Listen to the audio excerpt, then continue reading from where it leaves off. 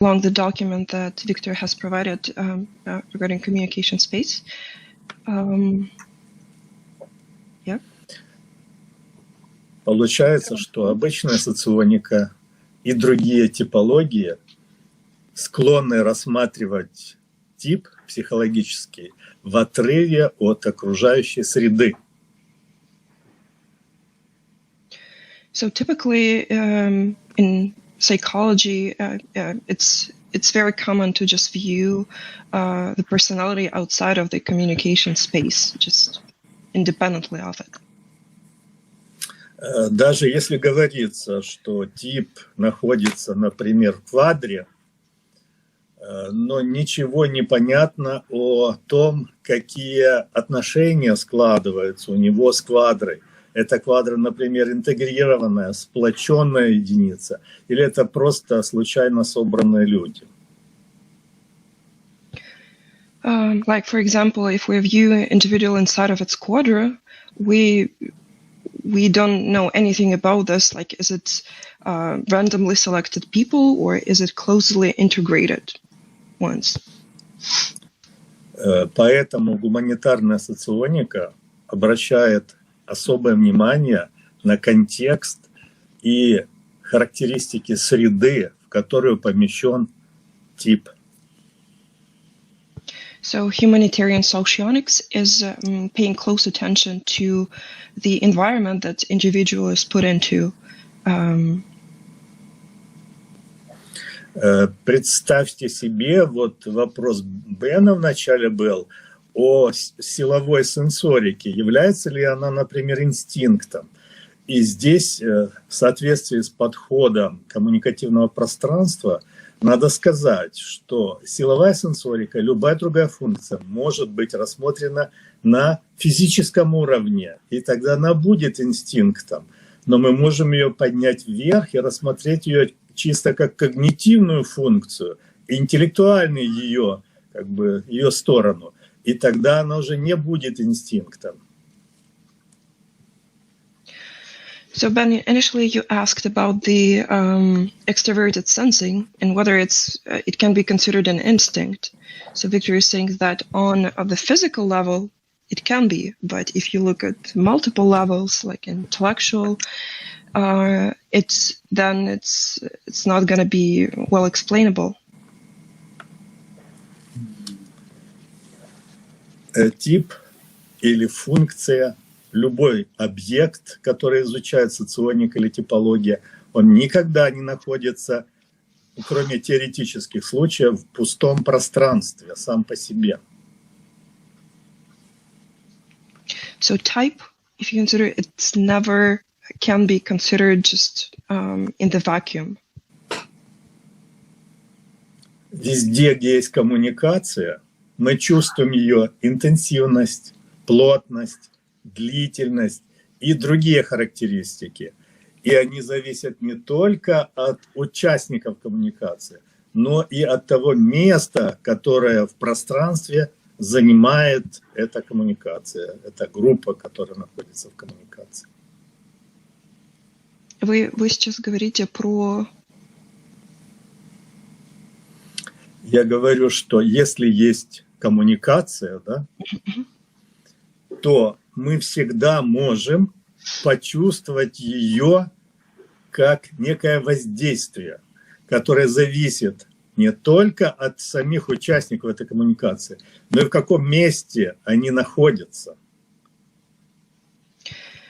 Victor is saying that communication, again, cannot be considered alone. Like, it's not just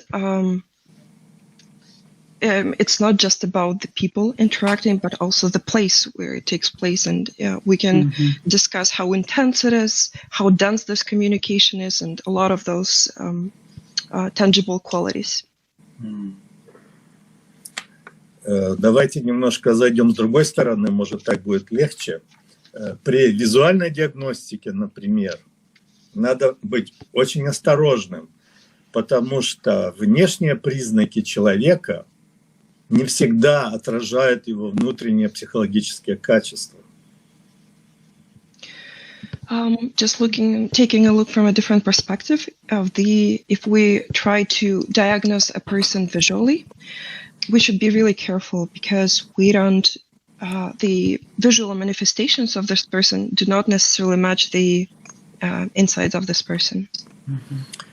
Например, человек не выглядит как силовой сенсорик, но от него исходит вот это вот коммуникативное силовое поле. The example of this would be that the extroverted sensor would not look like one, but there would be like a dense, intense field coming from him. И благодаря этому нам хочется, например, от него отойти. Это его воздействие нас сжимает, поворачивает, расслабляет или наоборот нагружает. Вот как чувствуется силовая сенсорика в коммуникативном поле. But at the same time, we may feel like walking away in a sense that we can feel that it can make us relaxed, or it can the opposite. It can make us very tense, and that's how the extroverted sensing is manifested in the communicational space. Если вы попадаете в поле деловой логики, то у вас возникает желание работать, что-то полезное делать, а не просто сидеть.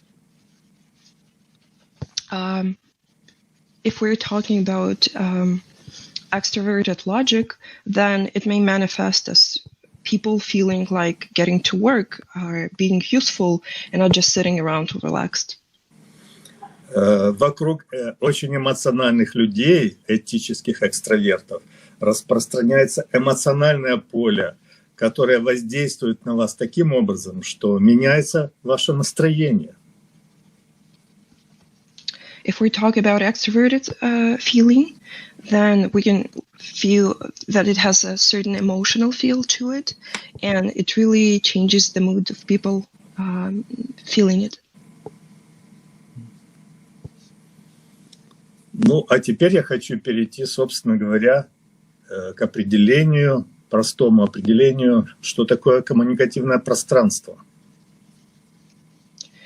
So now Victor wants to get to the definition of what is the communicational space.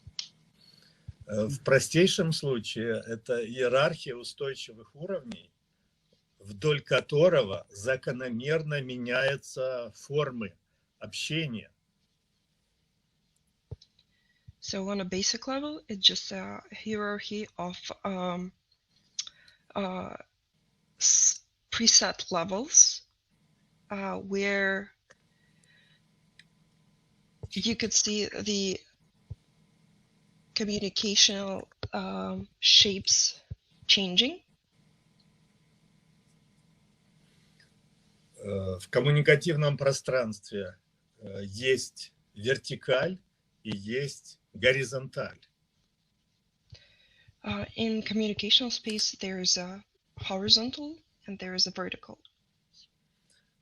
Вертикаль, которая нас будет сегодня интересовать, это сложность коммуникации, степень ее упорядоченности. For the vertical, we're going to discuss the how the communication is structured. А горизонталь – это разнообразие коммуникации. And the horizontal here would be, the horizontal axis here would be just the variety of this communication. Сегодня нас будет интересовать только вертикальная структура. So for today, we're only going to discuss the vertical ordering. Вертикаль в коммуникативном пространстве можно описать тремя дихотомиями, но мы возьмем сегодня только две. So the vertical in communication space can be described in three dichotomies, but for today we're only going to discuss two. Первая дихотомия очень простая. Это верх и низ, верхние и нижние уровни коммуникации? So for the first dichotomy would be simple, like the sort of the top and the bottom, so the lower levels at a short distance and at a higher distance. Нижние уровни – это коммуникация на близкой дистанции, и тут преобладает витальная энергия психики. The lower levels would correspond to communication at a short distance, so it's the vital energy of the psyche. Верхние уровни – это коммуникация на далекой дистанции, и ведущей на ней становится уже ментальная энергия. To the contrary, the higher levels correspond to communication at a longer distance, and that's where the mental energy is leading. И есть вторая дихотомия, она сложнее, ее сложнее понять, чем первую. Она отражает плотность коммуникации. The second dichotomy is slightly more complex than the first, and it describes the density of the communication. Речь идет о средних уровнях и крайних уровнях коммуникации.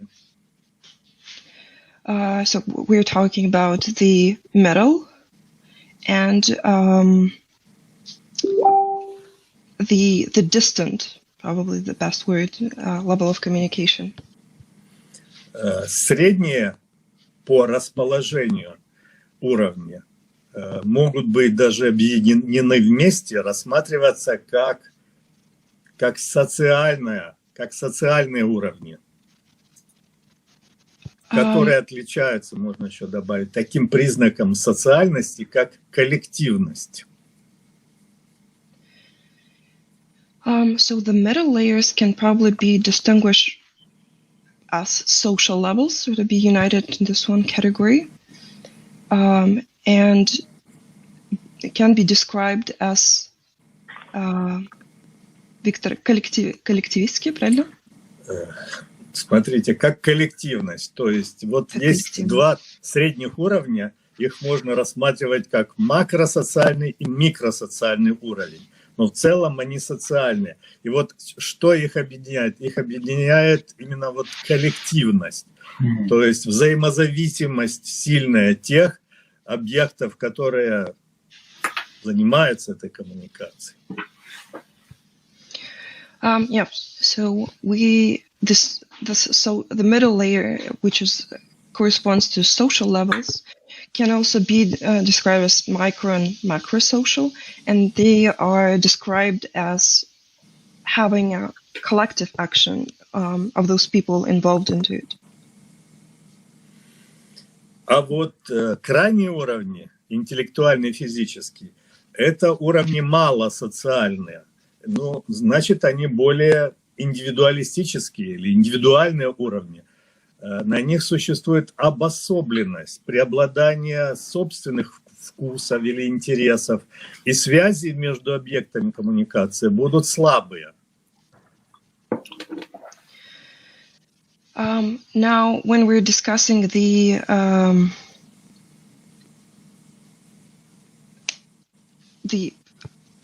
edge, the later communication levels, we can probably describe them as individualistic.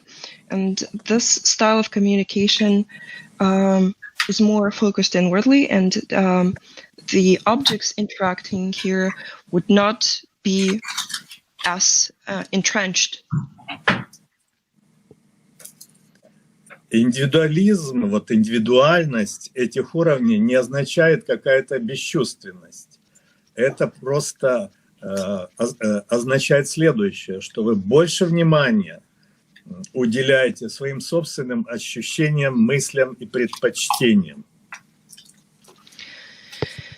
Individuality does not mean any sort of lack of empathy. It just means that people would be paying more attention to their own feelings, their own preferences, over other people as compared to collectivistic dichotomy. Теперь давайте охарактеризуем все 4 уровня снизу вверх. Now let's describe all 4 levels from the bottom to the top. Физический уровень, самый нижний, это индивидуальное, витальное общение на близкой дистанции. Physical level would be the lowest of them. So it would be an individualistic communication over a short distance. Здесь происходит удовлетворение наших потребностей организма в еде, питье, тепле, сне и так далее. Все физические движения и манипуляции с предметами. In this level, we're considering all the bodily needs and their satisfaction, such as eating, drinking, and staying warm, sleeping, resting, etc. This would also include physical movement and object manipulation. Следующий уровень, психологический. Здесь тоже осуществляется витальное общение, но уже социальное. То есть получаются некие группы устойчивые, коллективность зарождается. The next level is a psychological. It's also vital, but that's where we can start seeing the more of a social communication starting to take place, and this would be more collective than on a physical level. Представьте себе, что вы находитесь дома со своими родными, друзьями и очень близкими знакомыми, и вы общаетесь между собой. Вот здесь и работают именно вот эти нижние уровни, то есть физический уровень, уровень тела и психологический. Это то, что объединяет вас в одну группу. So if you imagine yourself just being at her home, situated by your friends, family, or colleagues, both physical and psychological levels would be taking place. So the lower level of communication. Физический уровень и микросоциальный или психологический, как я его еще называю, объединены между собой с помощью ощущений, то есть сенсорики. The physical and microsocial, which Victor also calls as a psychological level, are united here and by and through sensorics or sensation. Именно действие функции сенсорика происходит между этими двумя уровнями. To be more specific, sensing is what takes place in between those levels. Сенсорные состояния не могут быть только телесными, они всегда переходят в чувственное переживание и наоборот. So sensing does not always and is not always limited to bodily sensation. It can also mean emotional expression. Это то поле, которое мы называем психосоматика. It's the field that we tend to refer to as psychosomatics. Именно сенсорика – это та юнговская функция, которая отвечает за связь между уровнями. So sensoric is that specific function that dictates the connection between the levels. Поэтому нельзя сказать, что сенсорика привязана к физическому уровню. So we cannot just judge that sensorics would be tied to the physical level. Сенсорика – это та функция, которая соединяет физический уровень с психологическим. So again, to reiterate, so sensorics is the function that connects both physical and the social levels. Теперь переходим к социальному уровню. Next, now we're moving to the social level. Социальный уровень по дихотомиям, которые я назвал, это ментальное, коллективное общение. The social level, just based on dichotomies that were described, it's a mental, social, and also collective communication. Положение человека в группе формализовано. Там есть очень много условного, которое просто в результате совместной выработки образовалось. Например, законы или устоявшиеся традиции, которые его регулируют. So the person's position within the social group would be formalized here, and there would be many restrictions, such as laws and traditions, that will affect and regulate. И в этом смысле оно ментальное, то есть умственное. Его надо понимать, все эти законы надо изучать, эти традиции надо знать. Поэтому это ментальное, то есть умственное состояние. So in that respect, it's actually a mental communication, just because you need to understand and process all the nuance of this level, all the restrictions and all the traditions. Промежуток между психическим уровнем и социальным уровнем – это и есть зона действия этики. So now, just like before, we are comparing this two layers, the social and psychological. So ethics would be something that connects those two levels. Именно функция этики связывает психику людей малых групп, микросоциальный уровень, и больших групп, макросоциальная дистанция.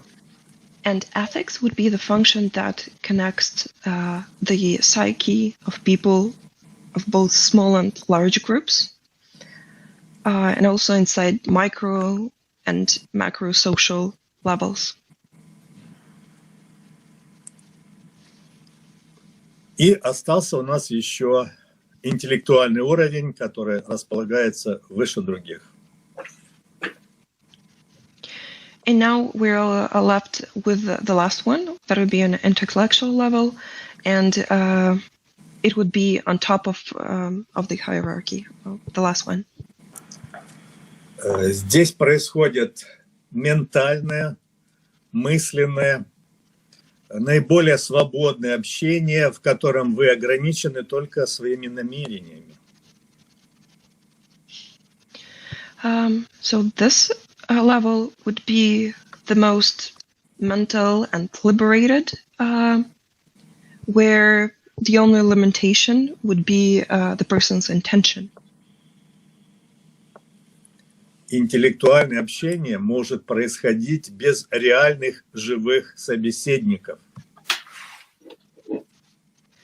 So intellectual discourse can happen without the factual audience of sorts.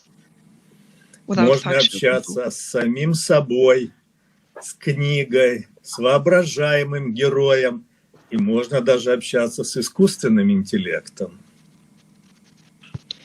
What is meant here is you can imaginary talk to yourself, or have a discourse with a book, or with even some fictional characters. Оба высших уровня коммуникации, социальная коммуникация, интеллектуальная, объединяются при помощи функции логика. So now when we are comparing these two layers, so social and intellectual, they would rest on logic. So logic would be the function that connects them. Отсюда следует, что процесс мышления и духовная культура очень тесно связаны с социальными порядками, в которых мы находимся. So we can conclude that thinking and spiritual culture are closely related to the social establishment. Без социума нет ни менталитета, ни коллективного интеллекта, который часто приписывают большим группам. So without the social part, like we cannot imagine any sorts of intellect that is typically associated with larger groups. И последний вопрос, самый интересный. А что связывает между собой интеллект и физическое тело? So the last question we have here is, what is connecting the body and the intellect? И на этой схеме вы видите, что связующее звено между самым верхним и самым нижним уровнями – это функция интуиции. So on the schema here, we can see that what's connecting the bottom and the top layer would be the intuition. Именно вот это особое положение интуиции говорит о том, что ее часто как отдельную функцию психологи даже и не выделяют, а соединяют, например, с сенсорикой или соединяют с эмоциями, с чувствами, и не различают интуитивные вещи и вещи, которые вы чувствуете. And what we see here, just because of this special place that we have for intuition, that psychologists frequently don't even separate it into something of a unique entity. They just describe it either through sensing or feelings. Интуитивное чувство, даже в языке, видите, интуицию называют как чувством, как будто это эмоция. Вот интуитивное чувство локализовано не только в уме, не только в мозге, но еще и во всем теле. So the intuition is not something even of a function like that could be only prescribed to a brain, but it's also some sorts of brain and body connection. Например, необъяснимое логикой напряжение в области сердца или желудка. Так может проявляться интуиция. As an example, like some sort of vague sensation in the area of your heart or your stomach could be one of the manifestations of the intuition. Вот возьмем реальный пример, как работает интуиция. Вот член нашего сообщества Андрей Ямчук, вот он в разговоре со мной недавно сказал, что он интуитивно чувствует какие-то вещи через ощущения в области желудка, например, вот так. So Victor is mentioning one of his students, the member of his club, Andrei Yamchuk, who was saying that he is specifically feeling intuition as coming from his stomach. Также есть такое понятие интуиции, как озарение.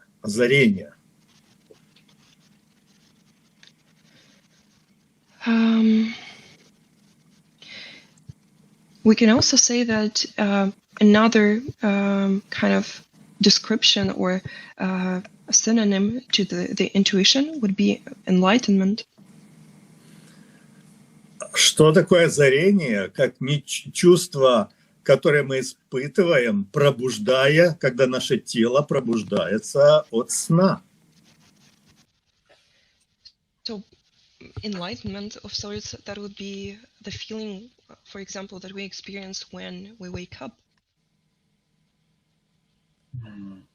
Интуитивная функция – это и есть зона действия коллективного бессознательного, то есть юнговских архетипов. So intuition would be the place of collective unconscious, if we refer to Jung. И именно юнговские архетипы – это то, что связывает отдельную телесную личность и культуру общества в целом. So Jungian archetypes would be something that connect the separate bodily of sorts material person to the collective. Таким образом, интуиция играет особую роль в юнговской четверке.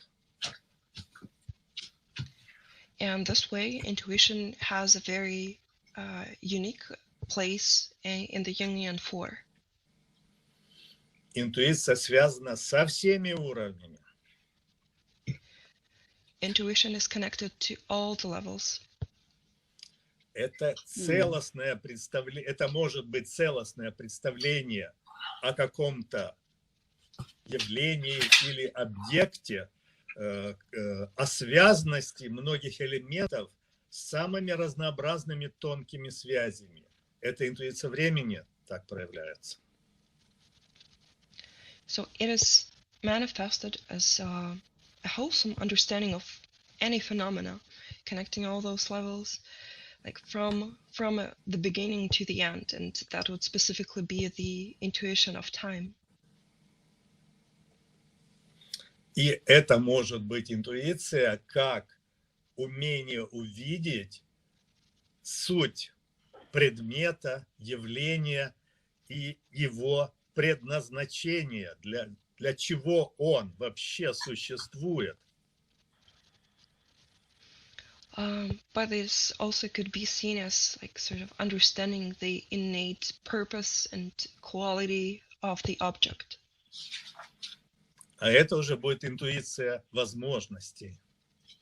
Yeah, but in this case, that would be best described as intuition of possibility, not the intuition of time.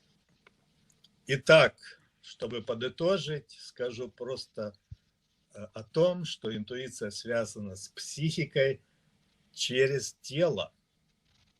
Необычные ощущения в нем, например. And to conclude, intuition would be something connecting the psyche and the body through some unusual sensations in the body. Или через особую работу органов чувств, которые влияют на воображение. Or it could also go through special actions of our perception organs, which will affect imagination.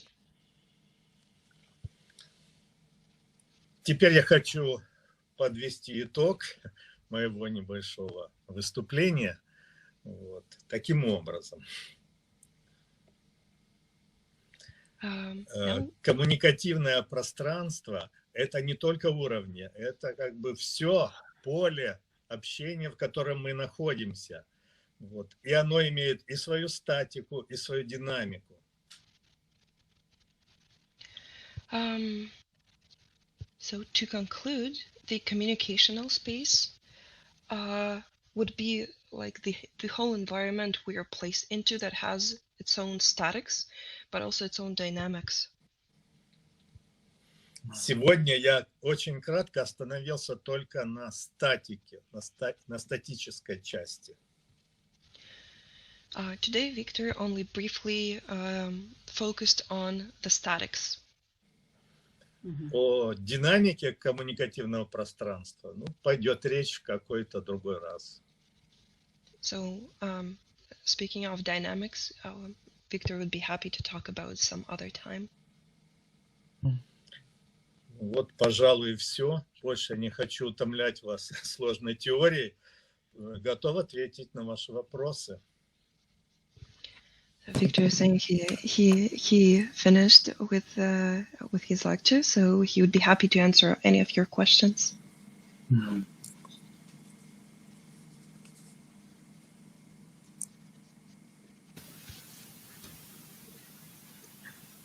Any questions, Dario, for Victor?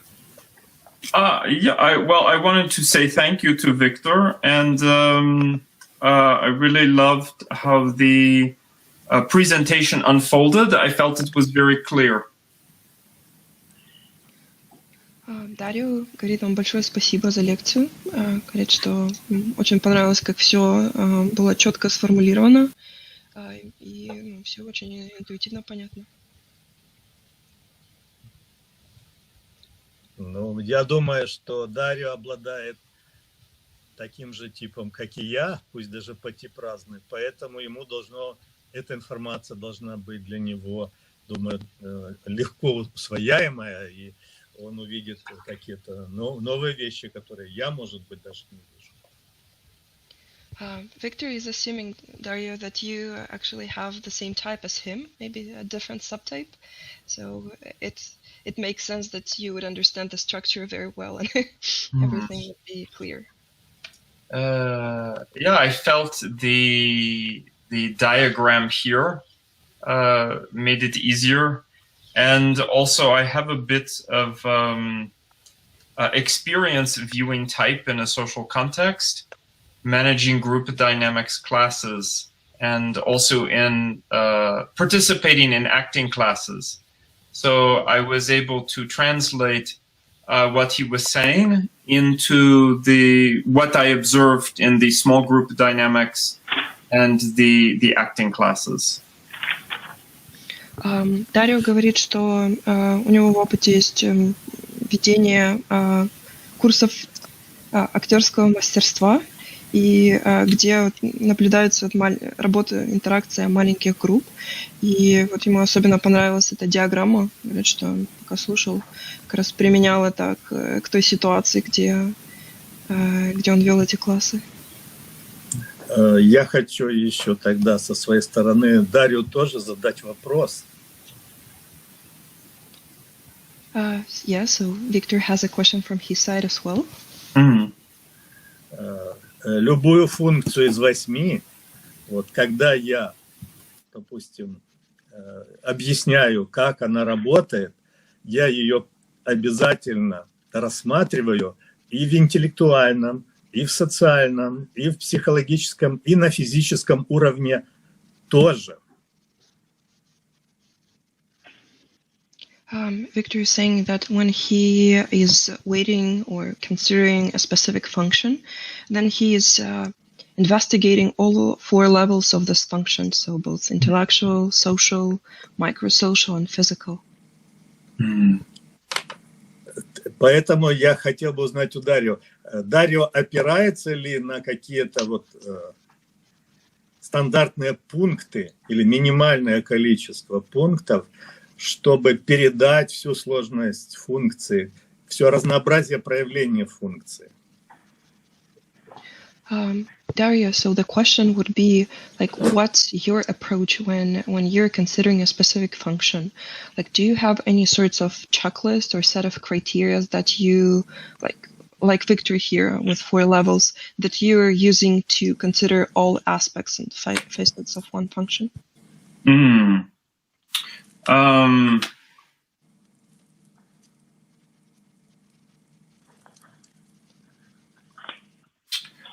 I believe what I pay attention most to are the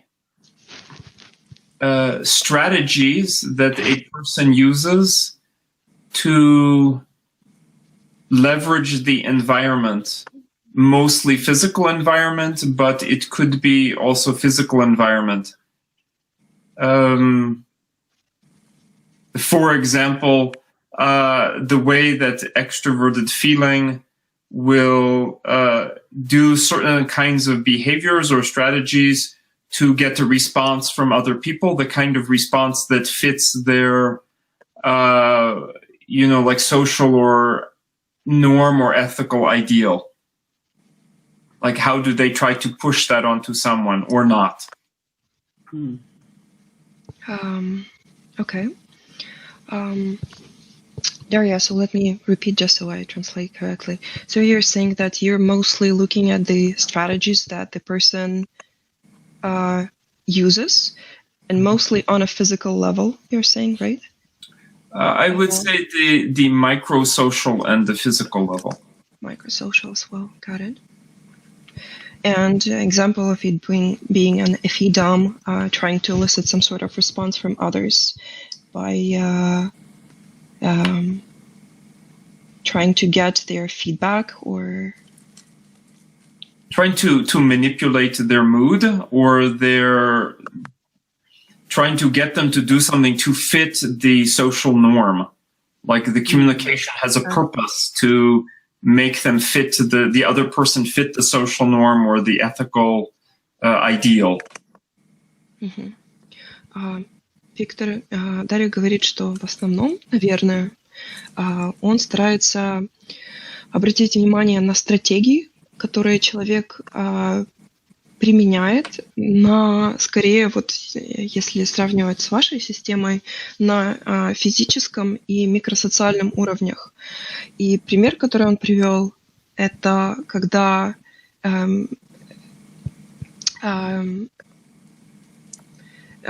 FEDOM — это этик экстравертный, вот наставник, да, и энтузиаст, как вот они будут пытаться добиться какого-то ответа от остальных, пытаясь сманипулировать их настроением, чтобы как-то добиться, чтобы они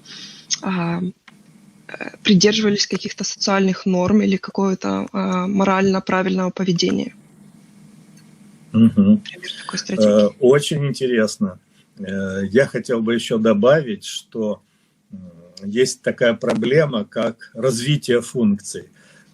И я думаю, что Дарио этим занимается, то есть как развивать в себе какую-либо функцию. Victor is saying that that's very interesting response, and secondly is that he's interested in the problems of developing a specific function, and to his knowledge, that's something that you're also interested in working on.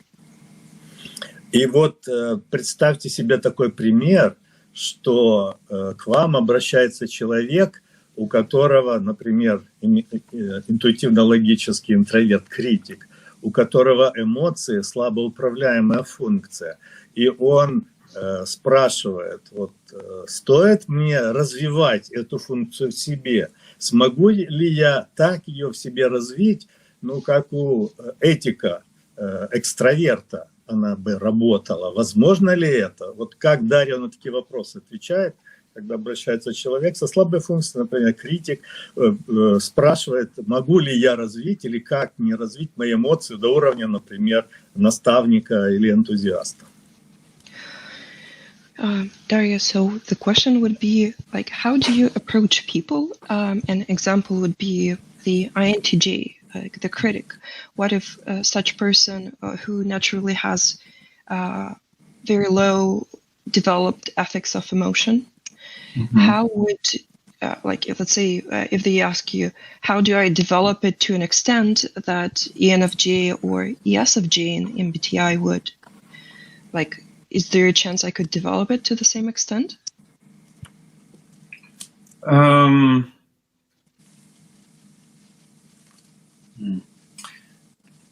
So the question, I guess, is how do you respond to those questions? Right. I will assess the person's readiness and also the goal that they have. So, for example, for INTJ, the critic, And wait, so is Socionix INTJ or is it Myers-Briggs INTJ? It's Myers-Briggs. I adapted it to your version. Okay. So INTJ and extroverted feeling. I would actually not. I would not suggest that they try and extend so far, probably, because extroverted feeling competes with their own natural talent, extroverted thinking. So I would encourage perspective shifting and help them use thinking to have some interpersonal strategies to manage the relationship.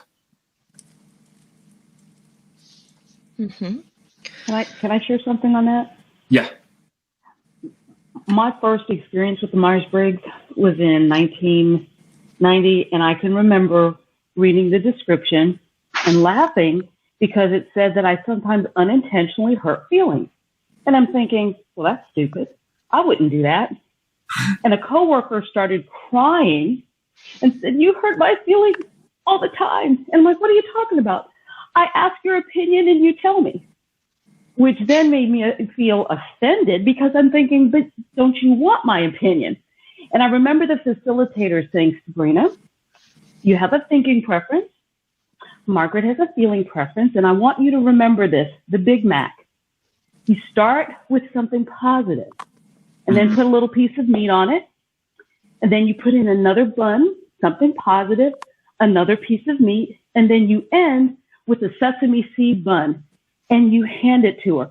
So that's something that I have used now, I guess, for 30 years to keep myself out of trouble. As soon as I recognize this is a super feeler, I have to. Super feeler? Super feeler. That's kind of how I Yeah. And recognize and say, okay, does this person want validation first or do they want my actual opinion first? And if I go with a short abbreviated validation and then my opinion, that tends to work for everybody.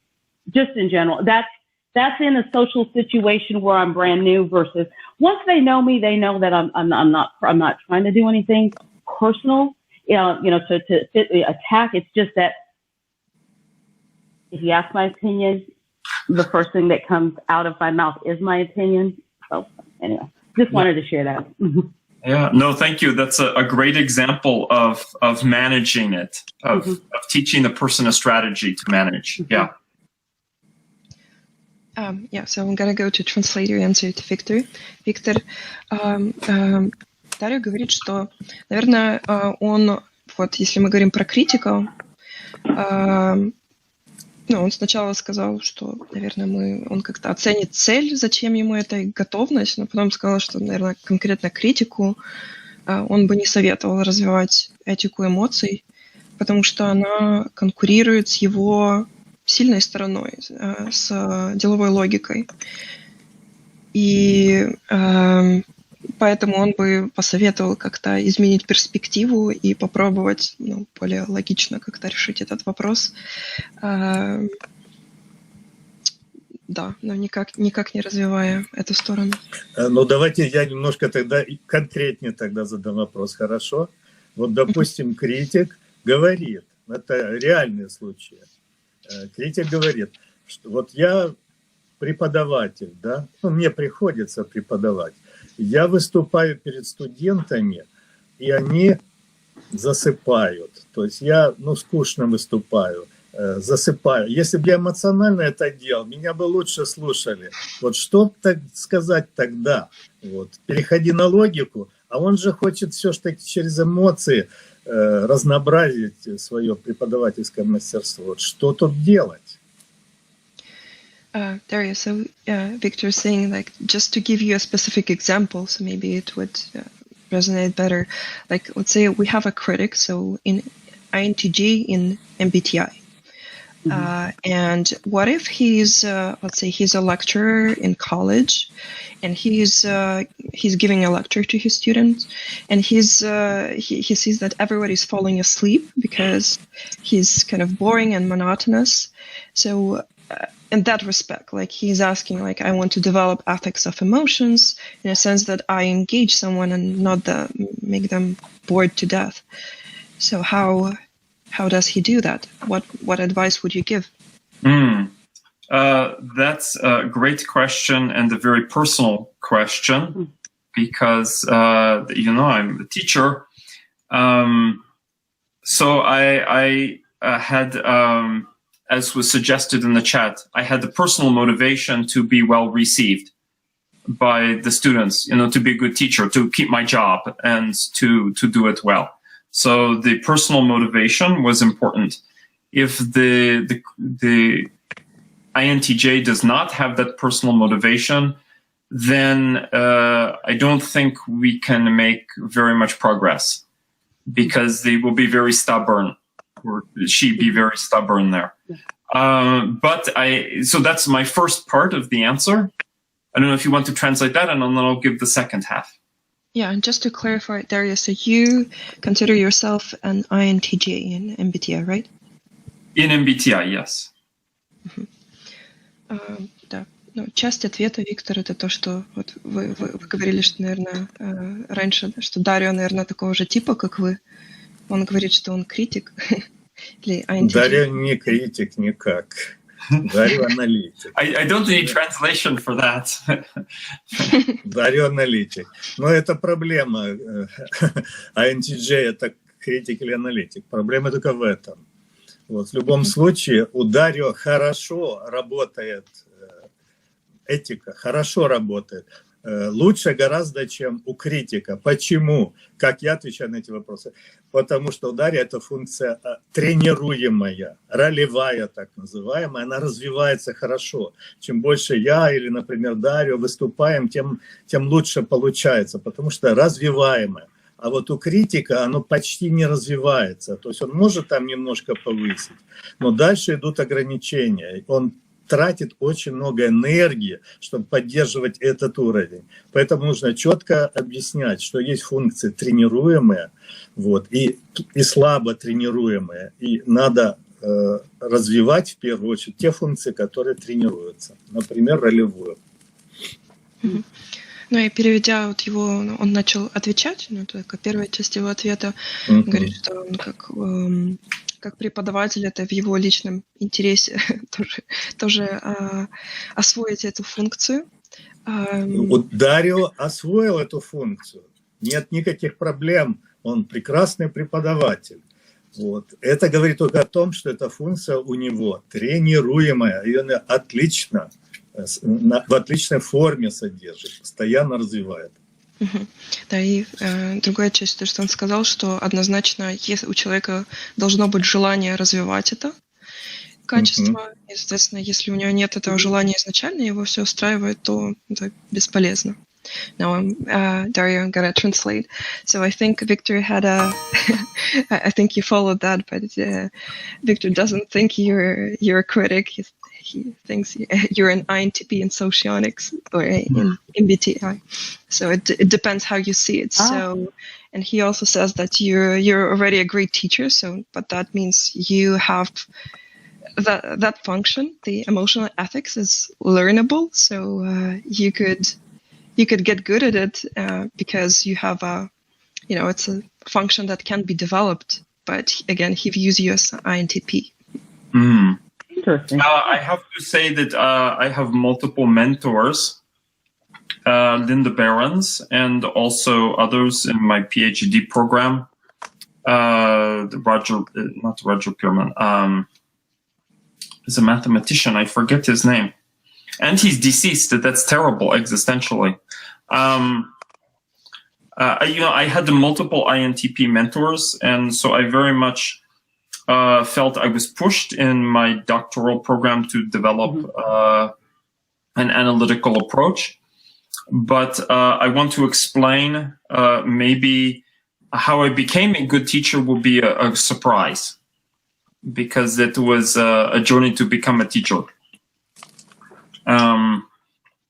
So I observed that there were, briefly, I'll try to be brief, I observed that some people had very entertaining style of teaching. And I was learning neuro-linguistic programming at the time. And I went to a couple therapists, one of whom was a personal student of Milton Erickson.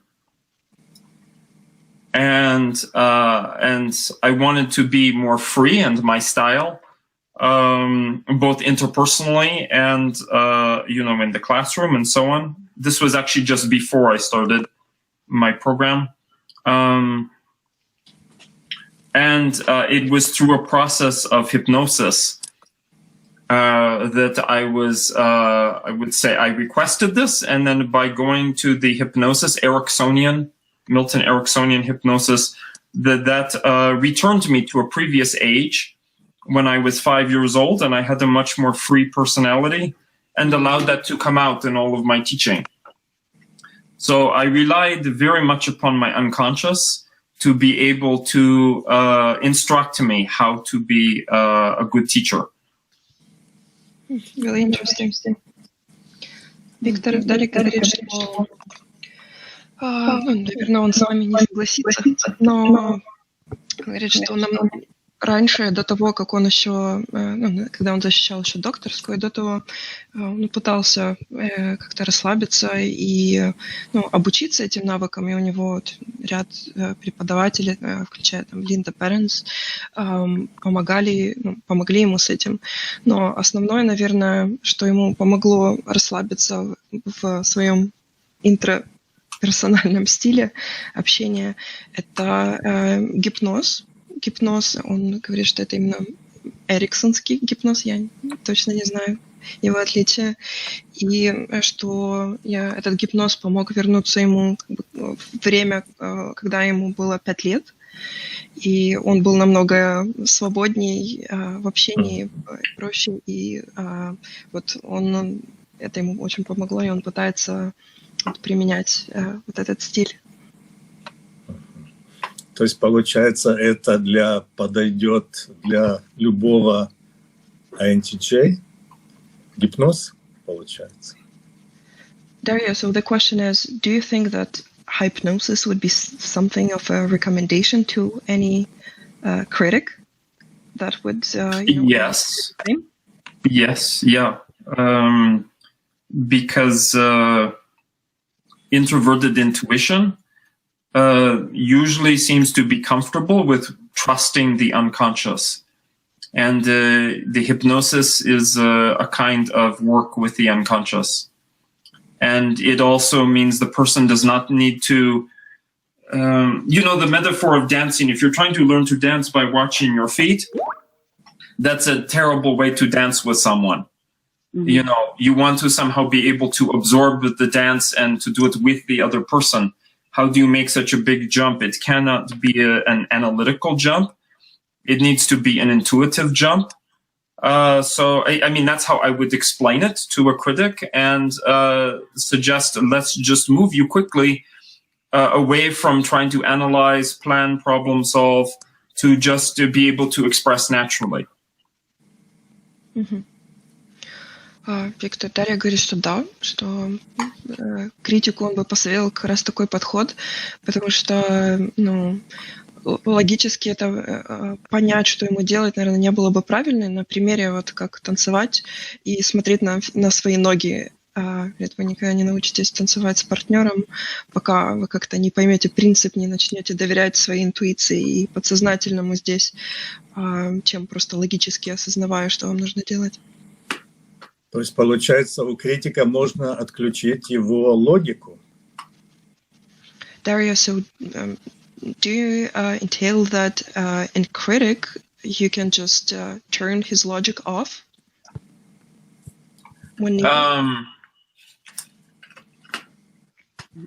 what I like to say for both NTJ, so critic, and also the extroverted, ENTJ, is that we can just decide, like a machine, you dial up or down, you say, I'm going to turn off the thinking. But, if I have to go to sleep or to do something, but that is, it's like a learned, practiced, something to practice. Of course, I don't think. I think that the type, the functions, our preference is very deep. So really, ultimately, you cannot tell like INTP to stop analyzing or INTJ to stop a critic or something. Like you can't. They will never really stop doing that. But you can frame it as an experiment, or you can give them drugs or hypnosis, or they can be carried away by the unconscious. By falling in love or something like that, that will take them out of their normal process. Виктор, ответ будет то, что, наверное, просто тяжело так выключить какую-то функцию. И на примере предпринимателя в соционике и от критика он говорит, что, наверное, стоило бы попробовать что-то типа гипноза, такое что-то нестандартное, чтобы помогло просто выйти из своего процесса. То есть это, наверное, создание каких-то особых условий для этого. Понятно. Просто я думал, что рациональные логики именно в силу своего критического ума с трудом поддаются гипнозу, потому что можно найти описание людей, которые легко гипнотизируются. Это, например, истерические личности, с чего и начинался гипноз. Вот они хорошо впадают в гипнотические состояния, а люди с критическим мышлением очень тяжело. Victor is saying that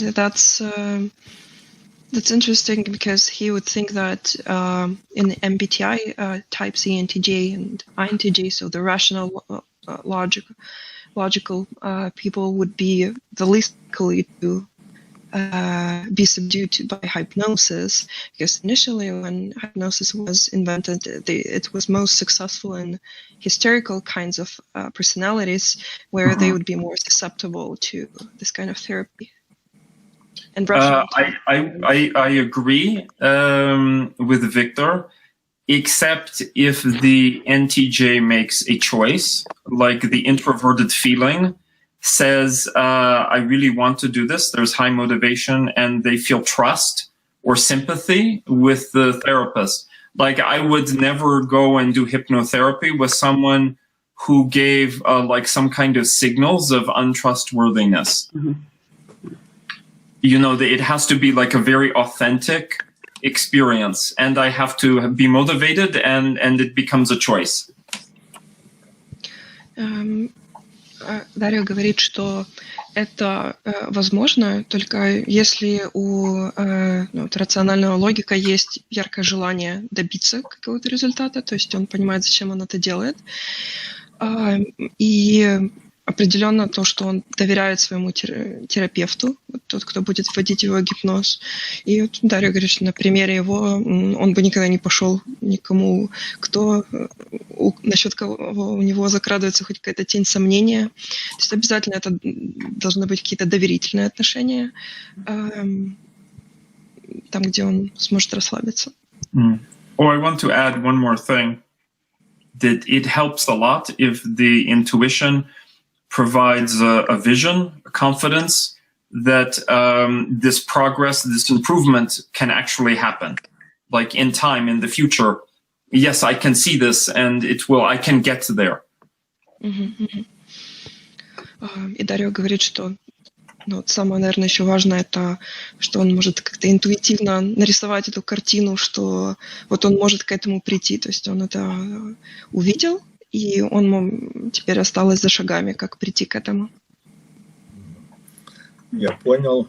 Спасибо за ответ. Okay. Victor says, thank you. He understood. Thank you. Can I say one thing? One thing I do believe that can help teachers in general, if they want to know how we have technology, we can videotape ourselves and then elicit feedback. That's probably one of the most powerful things that I've done recently. And I've worked in education now for 30 years. I teach teachers both at the college. Well, I taught them at the college level, but now I'm primarily working in a school system. That said, recently I was preparing for a talk and someone said, I think you need to videotape yourself. And I did not realize how serious and stern I came across when I thought I was excited. And she said, you get more excited about talking about those stupid numbers that nobody cares about than when you get to the good part. And my ego was crushed because I actually thought the numbers validated the whole point that I was trying to make in this presentation. And so, yeah, it hurt my feelings. And I had to regroup, and it made a significant difference. Because we know what we think we sound like, but when we actually see it, it can be very enlightening. Like I said, the expressions that I had, like I said, that I thought they weren't congruent with what was going on in here. So that's one thing that I would tell teachers to do. The other thing that I've shared with others in the past is find yourself an ESFP teacher that has been able to survive as an educator for more than a couple of years, because they get pushed out of education real quickly. They tend to captivate people in ways that, sadly, the rest of us, no matter how fabulous we think we are, they're able to actually do it. And so when you get feedback from them, like I said, they can line item what you need to get rid of and what actually is holding people's attention. If you can do that, I think you can be successful. I think it can be a great way to pair people in education so that hopefully they're meeting a good balance of the needs of all of the students. So that's just my, well, it was supposed to be 2 cents, but of course it ended up being 5. I apologize. Inflation. $2. Right. Yeah, I think it would be interesting because Dario Spooner's got a doctorate in education, and Kristen's applying typology, the benefit. Victor's just popped out. Hopefully he comes back. She's been applying the benefit rings, the social benefit rings, in an educational context. So for example, wait a minute, Kristen, you could say what you do right now to Dario. We can get a little bit in with these planes in education, because I think there's a application there.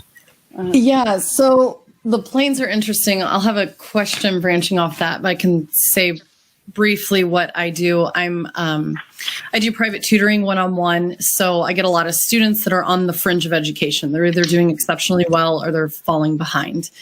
And I identify as ESTJ, and after I got out of school systems, I heard from peers and looked back and saw that a lot of people didn't have an easy time in schools. So I was very interested in helping students on the fringe, and I adjust my tutoring sessions based on what I see as their possible personality types.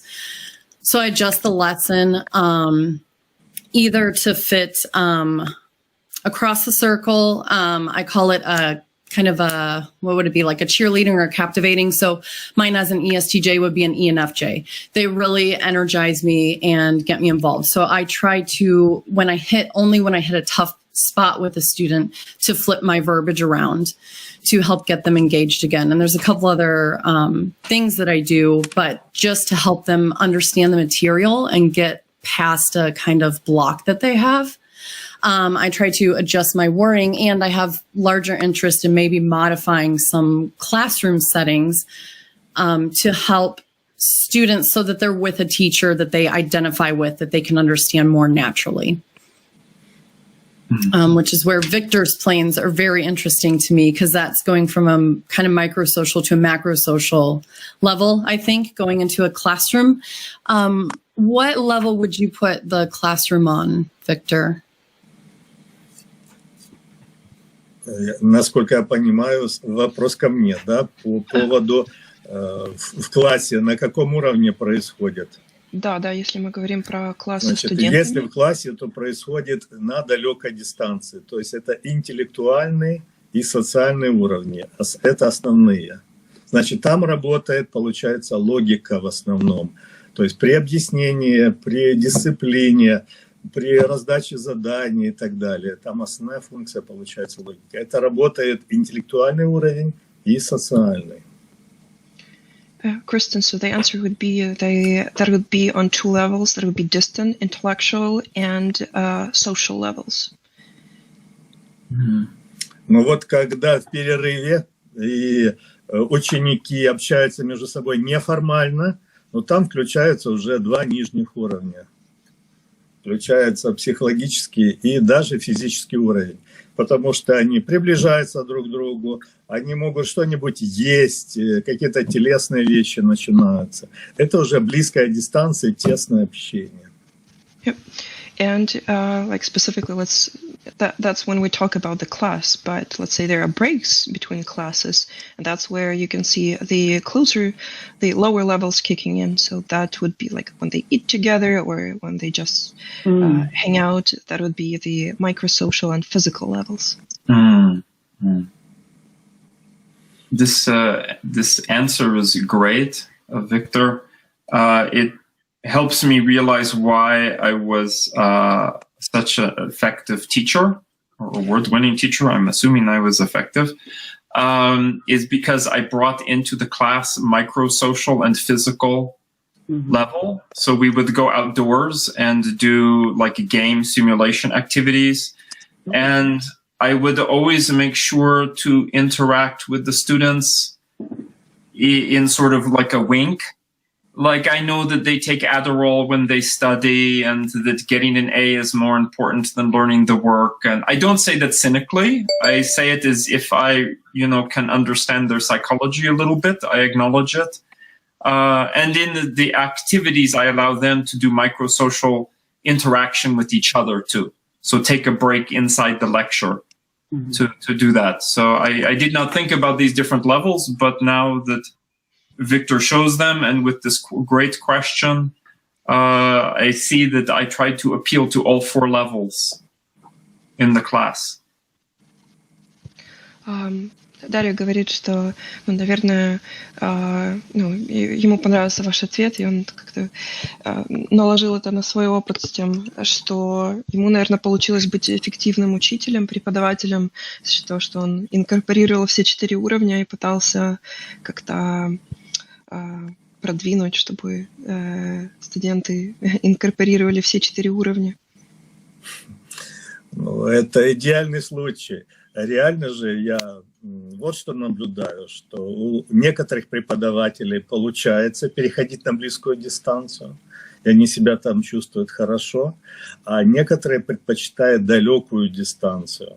Вот, и у них там лучше получается. И в идеале, с точки зрения соционики, должен быть у группы студентов и такой, и другой преподаватель. Victor is saying that what you're saying was the ideal case, but at the same time, like a lot of professors or instructors, like they either appeal to the lower levels or to the higher levels, and it's probably ideal when students have both kind of instructors.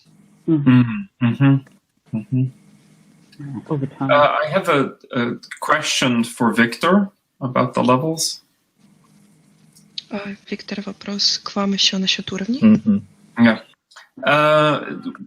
In my experience, maybe, 15 years running group dynamics workshops. So these are small groups, like 6-7 people.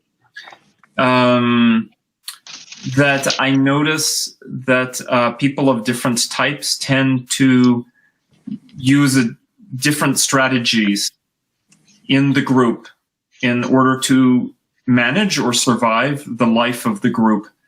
And one of those for the intuiting thinking types is at what I call social engineering. So they try and run an experiment on the group, to affect the group. And usually that's met with a very unpleasant reaction from the group members. And each of the type combinations has something different. So I was wondering what maybe social strategies Victor observes people using, or maybe people hypothesize they use when they are in a small group. Виктор, вопрос к вам насчет из опыта Дарио, когда он руководил какими-то группами, небольшими группами студентов, то есть это были 6-7 человек в группе, и он наблюдал такое явление, когда интуитивные логики начинали применять что-то типа социальной инженерии, пытаясь как-то манипулировать группой. И вот другие люди в группе очень негативно воспринимали, то есть очень в штыки реагировали. И вопрос к вам, наблюдали ли вы что-то подобное вот в таких небольших группах? И вот какие социальные стратегии вы наблюдали применяются вот в таких небольших группах?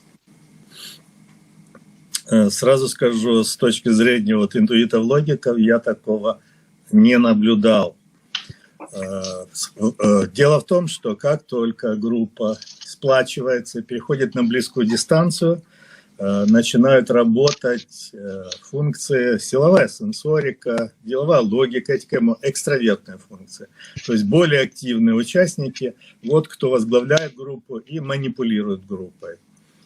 А что касается интуитивных логиков, например, того же критика, да, вот его стратегия обычно такая. Он входит в дружбу, например, со своим дуалом, политиком или своим полудуалом-маршалом и играет при нем роль такого серого кардинала. Вот такая стратегия, да, действительно существует. Но власть в группе и манипуляцию осуществляют в основном силовые сенсорики. Victor says that he probably hasn't observed anything similar to what you described about intuitive thinkers.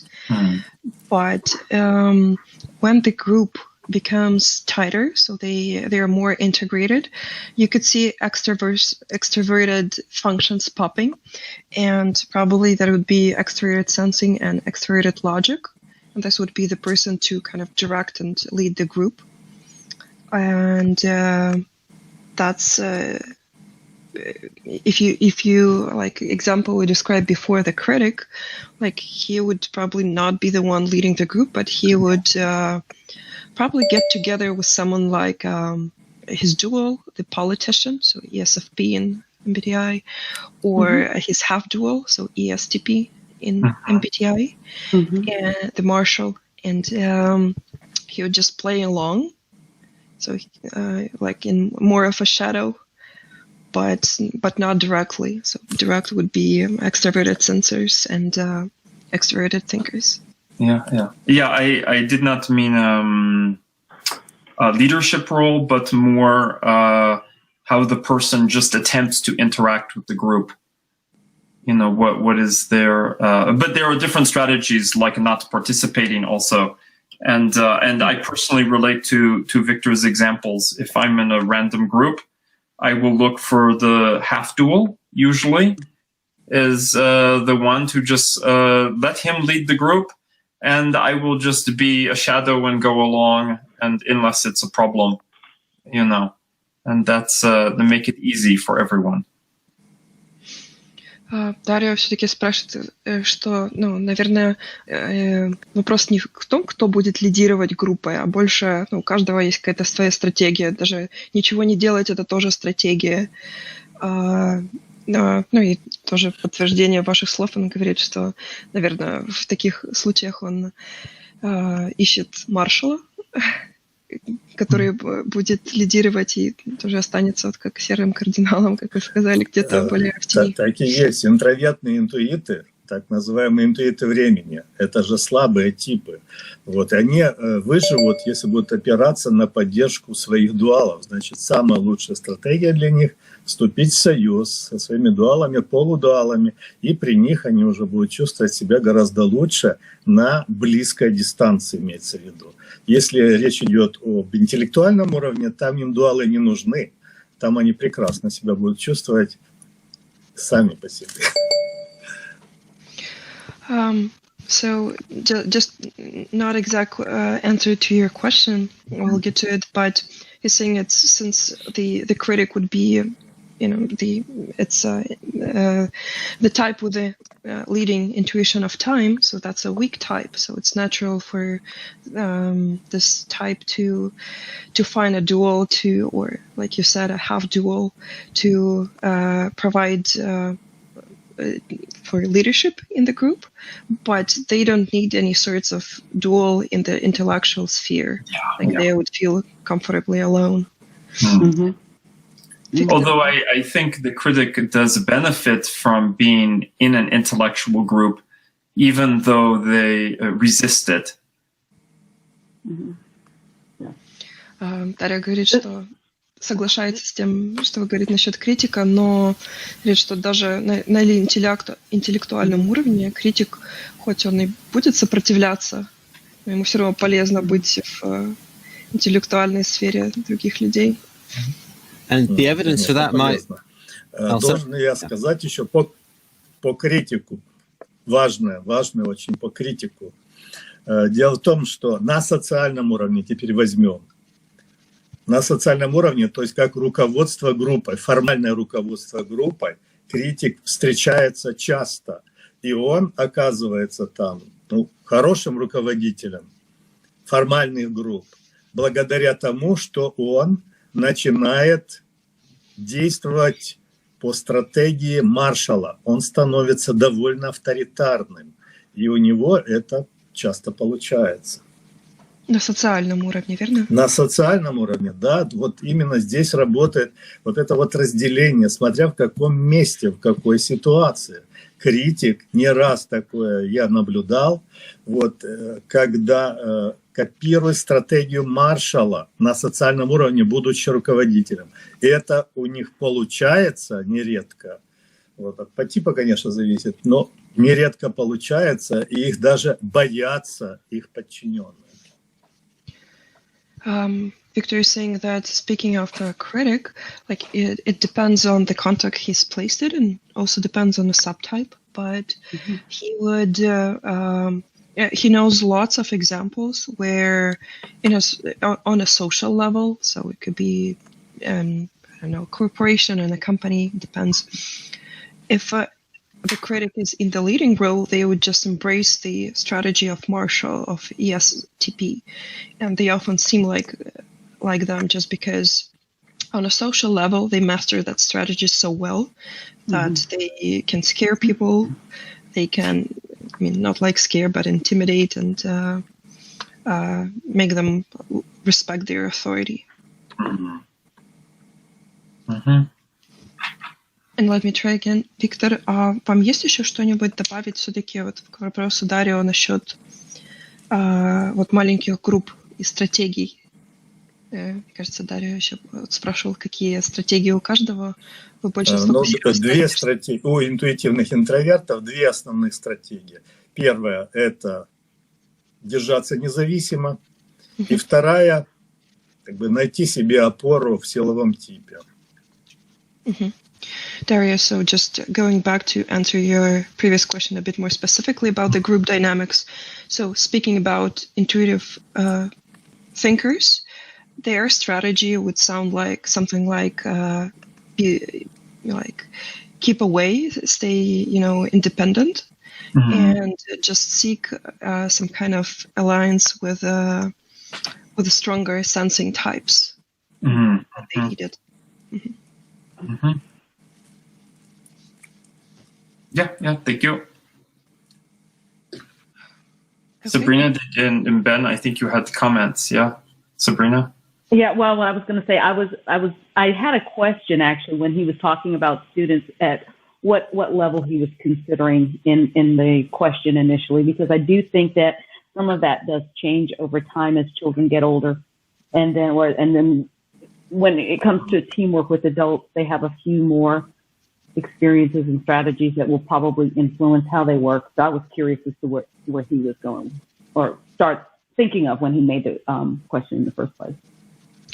I think there was just speaking to small groups. So like Dario said, it's new groups relatively, but that got closer together. So they already kind of know each other a bit better. So it's more like a classroom situation. Okay, the classroom. Okay.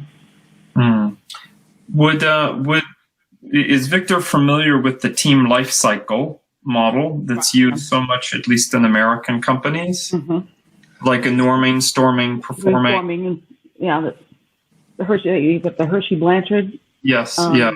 And would that be part of the sort of the communication space dynamics, or is that something completely different? What's the title of that strategy again? So it's called it's the team life cycle. Is it Karina? Yeah. You have the forming, which is we come together. The storming, meaning that we're dealing with our conflict. The norming, meaning we've resolved the conflict, or at least we've gotten to a point where we can work together. And then performing means that now that we've gone through all of those stages, that we're able to actually work together and be productive. And the more people know each other ahead of time, maybe some of those first two stages, the time is shortened a little bit because you know each other.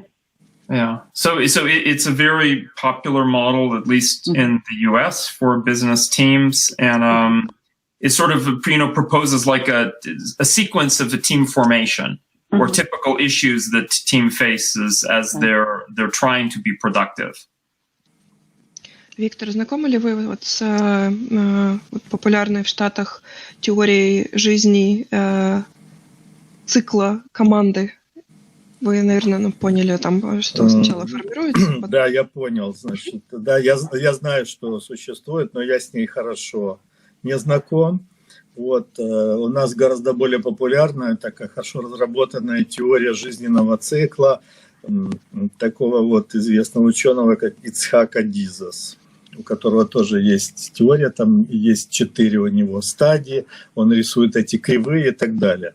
Но я сейчас хочу сказать о другом, о том, что в любых вот этих делениях на 4 в динамике, да, здесь отслеживается, видимо, 4 вот этих подтипных этапа. Некоторые, значит, могут быть неорганизованы, вот когда идет, допустим, только сплачивание, и люди только появляются, это креативный, допустим, этап. Вот, затем идет доминантный этап, затем идет нормирующий этап, если брать по вот этим. И в конце гармонизация. Это некий компромисс всего этого и комфортное существование. Получается, вот так раскладывается это по DCNH. Вот это любая теория, которая построена на 4 этапах, она раскладывается через DCNH. Хотя я другую подробнее изучал, вот здесь просто видно, что вот так оно идет. От креативности до гармонизации. Вначале креативность, когда идет форминг, вот этот, потом идет сторминг, это идет доминантность, потом норминг, это ясно нормирование. И вот та 4, которая несколько идеализирована, это гармоничное существование, вот, где все понемножку работает. Оптимум какой-то. Это гармоничное состояние. То есть вот так по DCNH получается. А вот с уровнями коммуникации, получается, вы связь такую параллель не проводите, да? Нет, уровни коммуникации, как их тут изложил, это же статика. Это статика. Это как бы те координаты, на которые мы смотрим, как проходит коммуникация. А это развитие во времени. Развитие во времени. Это 4 этапа, напоминаю, DCNH, именно в таком порядке, как я сказал. От креативности до гармонизации, через доминантность и нормирование. Yeah, so Victor is saying that like he's vaguely familiar and probably with something very similar, like name a person, Itzhak Dizes, who has also a 4-type split of relationship, how it's progressing inside groups. But however, like he's not connecting the levels that we were discussing today with this progression, with the life cycle of the team, just because the levels are static and here it's dynamic, like how it progresses through time. But he says that any 4 level split in progression in time, it's corresponds more to his DCNH system. Okay. So the dominant, creative, normalizing, harmonizing. And he would imagine that, the first stage would be the creative, the second one being dominant, where more of a, processes are established, normalizing, and finally harmonizing. Okay, so similar.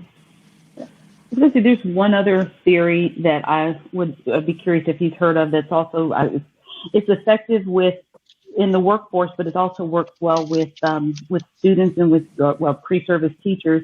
and that's the Hershey-Blanchard situational leadership model, where you look at the dichotomies of their competence in a given area along with their willingness to comply, and it gives you a quadrant where you have people who are highly competent and willing. How you manage them and work with them is different than if they're highly competent and unwilling.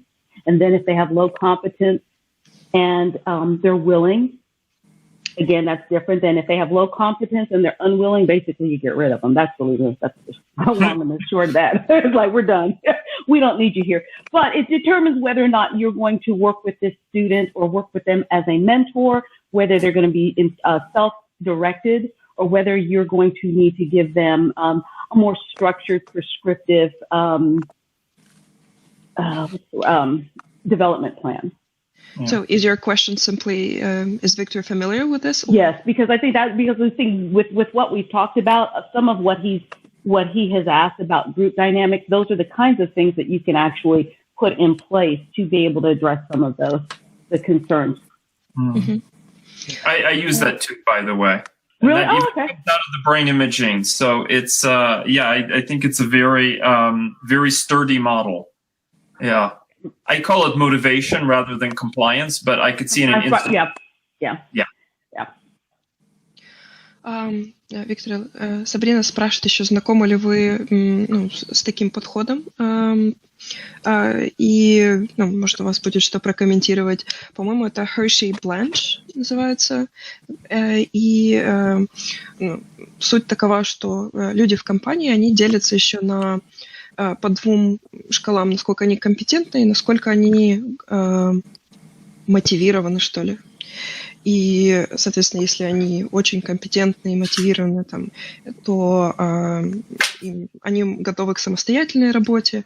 Если там люди компетентны, но не мотивированы, то есть им дают ментора, который как бы следит за их выполнением. Опять же, если они не компетентны, но мотивированы, это как раз более подходящее для ментора. И если они ни то, ни другое, то нужно от них избавиться. Вот такая да, это по сути дела то же самое. Вот. Я не очень знаком с этой теорией, я с ней познакомлюсь, и тогда смогу конкретно сказать, как это соотносится с DCNH.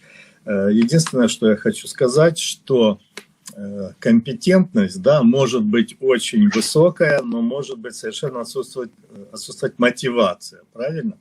Это напоминает очень нормирующий этап, на котором все заканчивается. Нормирующий этап, когда все знают, но ничего не делают, потому что не хотят. Вот это бюрократизация называется. Это как бы конечный этап, где все заканчивается. То есть конечный этап развития системы – это нормирование. Если вы как бы знаете, что есть инициальность, терминальность, вот инициальность – это в начале, терминальность – в конце. В начале у нас есть много энергии, да? Инициальность – много энергии, но мало знаний, много энергии, но мало информации. В конце масса информации, мы все знаем, можно сказать, мы компетентны. Вот у нас нет энергии что-либо делать.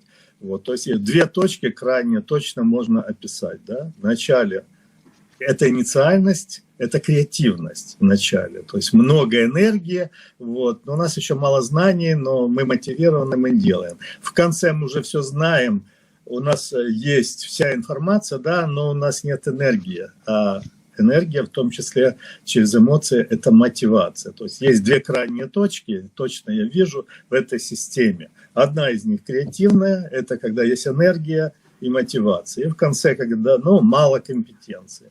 Вот креативные люди, они обычно такие, что освоят и глубоко не копают. А в конце нормирование идет, когда уже наступает, грубо говоря, все знают, но никто ничего не хочет делать, потому что нет мотивации. Приблизительно так я могу вот эти две крайние точки обозначить в этой системе. Угу. Виктор, еще такой маленький вопрос. То есть вы говорите, что система начинается даже не с доминантных, да, вот как по порядку? Нет, доминантные стоят во главе системы, правильно? То есть вот та система, как у нас записано DCNH, это как бы энергетическое распределение, правильно? Это по силе.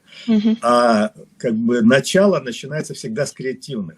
а заканчивается всегда нормирующими. А внутри стоят по-разному ставят. Вот видишь, в этой системе там форминг, сторминг, норминг, перформинг, там вроде бы норминг поставили в середине, но это неправильно. Норминг это всегда конец, потому что терминальность. Видите, это как бы отдельный разговор, и можно об этом долго говорить. Сейчас просто ответьте, что в начале инициальность, когда есть мотивация, вот, но нет компетенции. В конце идет нормирование, то есть все известно, все описано, но никто ничего не хочет делать, нет мотивации. И там уже никакой ментор не поможет в конце, это уже просто конец. Yeah, Sabrina, to answer to your question, first of all, Victor was not familiar with a specific system, so he got interested and we'll have a look at it. But what he's saying is that it sounds pretty similar. Okay. Again, it follows the same template, except interesting thing he noticed is the system starts with a creative and it ends with normalizing. So it would... okay. So the type that you marked as, there's high competence and no motivation, like not willing. Okay. That would be the normalizer, and I guess that's a situation that you can't fix with a mentor. It's just because it's the end of the system, and so every in such a group, it starts with having no competence but lots of enthusiasm. Initially, lots of ideas, creatives, and in the end, it starts with lots of competence and no motivation, no enthusiasm. Okay. Maybe, could there be a situation, maybe you could ask Victor, Elena, could there be a situation where you've got someone who's creative subtype and they're more concerned with their own ideas than learning somebody else's, and maybe they're a little bit, because they're such independent thinkers, they might get a little bit arrogant. Could that be a factor? Factor in what? Like what's... They're competent but not willing to listen as much to the teacher because they're a little bit headstrong. So are you asking like what would fix this, or how would you approach this problem? Yeah, I was just wondering if he's also seen that though, in terms of maybe the creative subtype is a little bit sometimes an unwilling pupil. От Виктора вот вопрос от Бэна. Он говорит, вот и часто креативные, типа это те, кто вот хотят все вот по своим идеям, и то есть можно сказать, что они не мотивированы, просто как следовать системе, то есть как вот такой вот подтип как либо воздействует вот на него, и где будет ли он только в начале этой системы, вот как вы описали, зарождать это цикл, а потом... Значит, дело в том, что да, в начале любого дела стоят креативные люди разных типов, но это практически всегда креативные люди.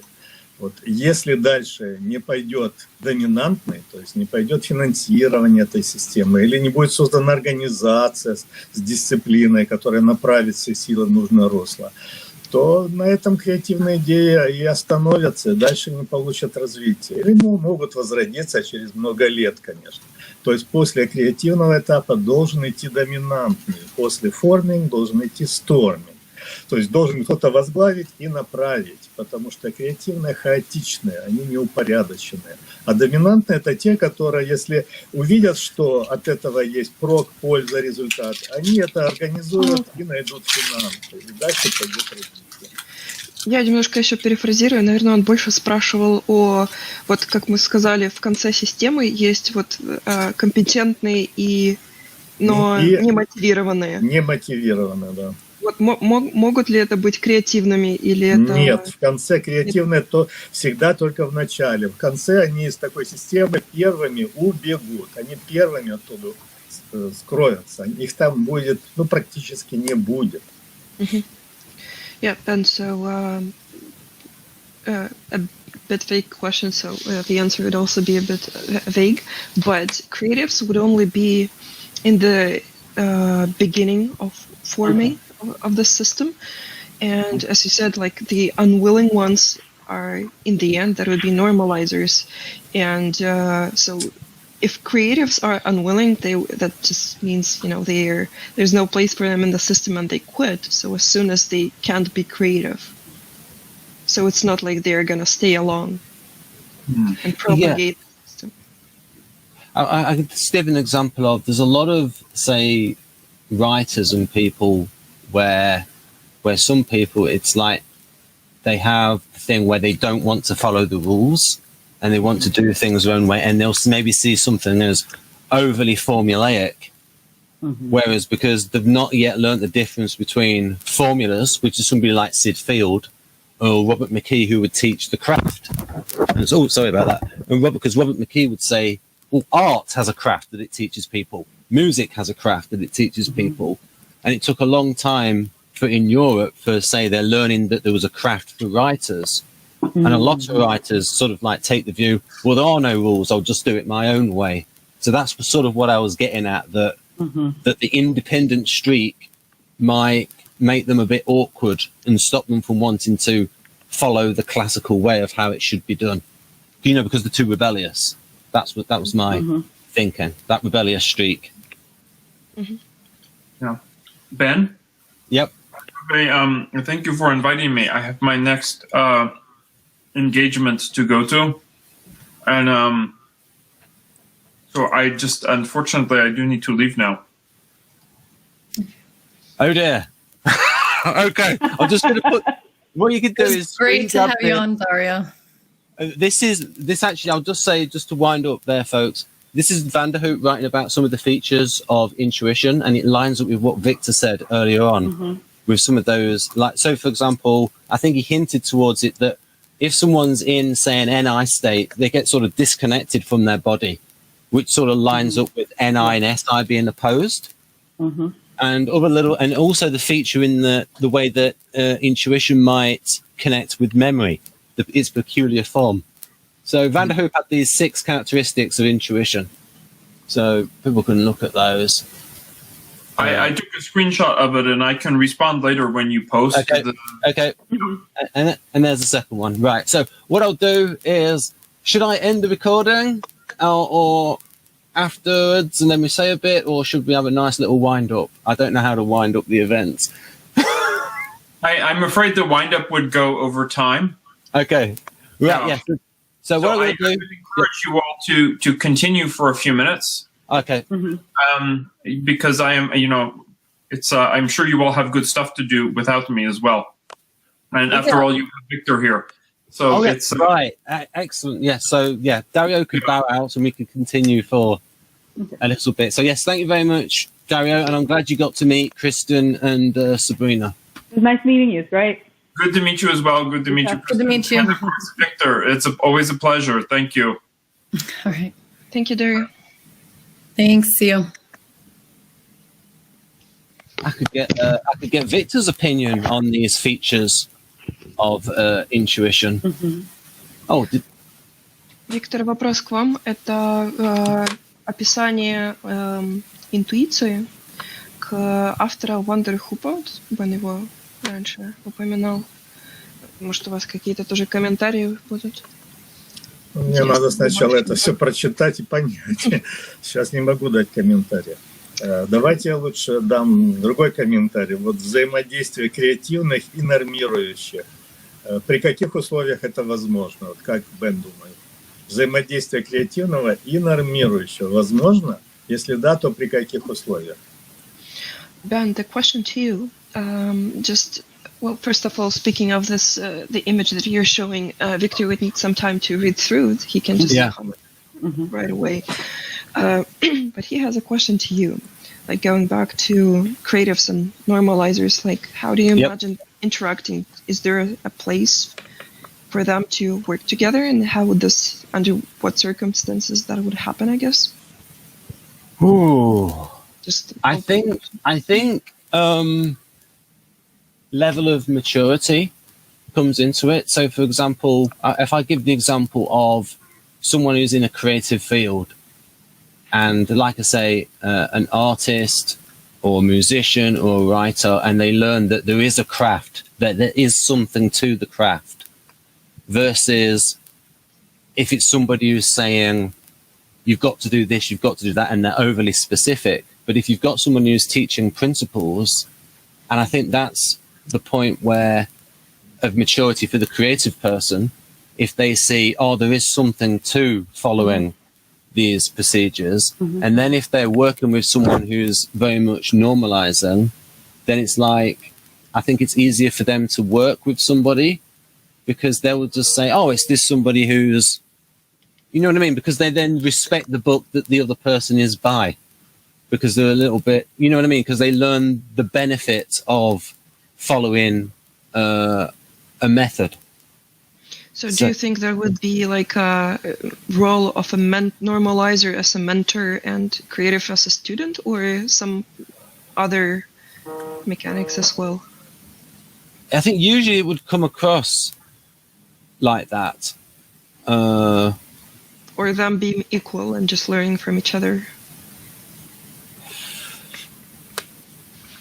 I think the normalizer might take the point of view of this is how it's done, and tell the other person you should do it like this.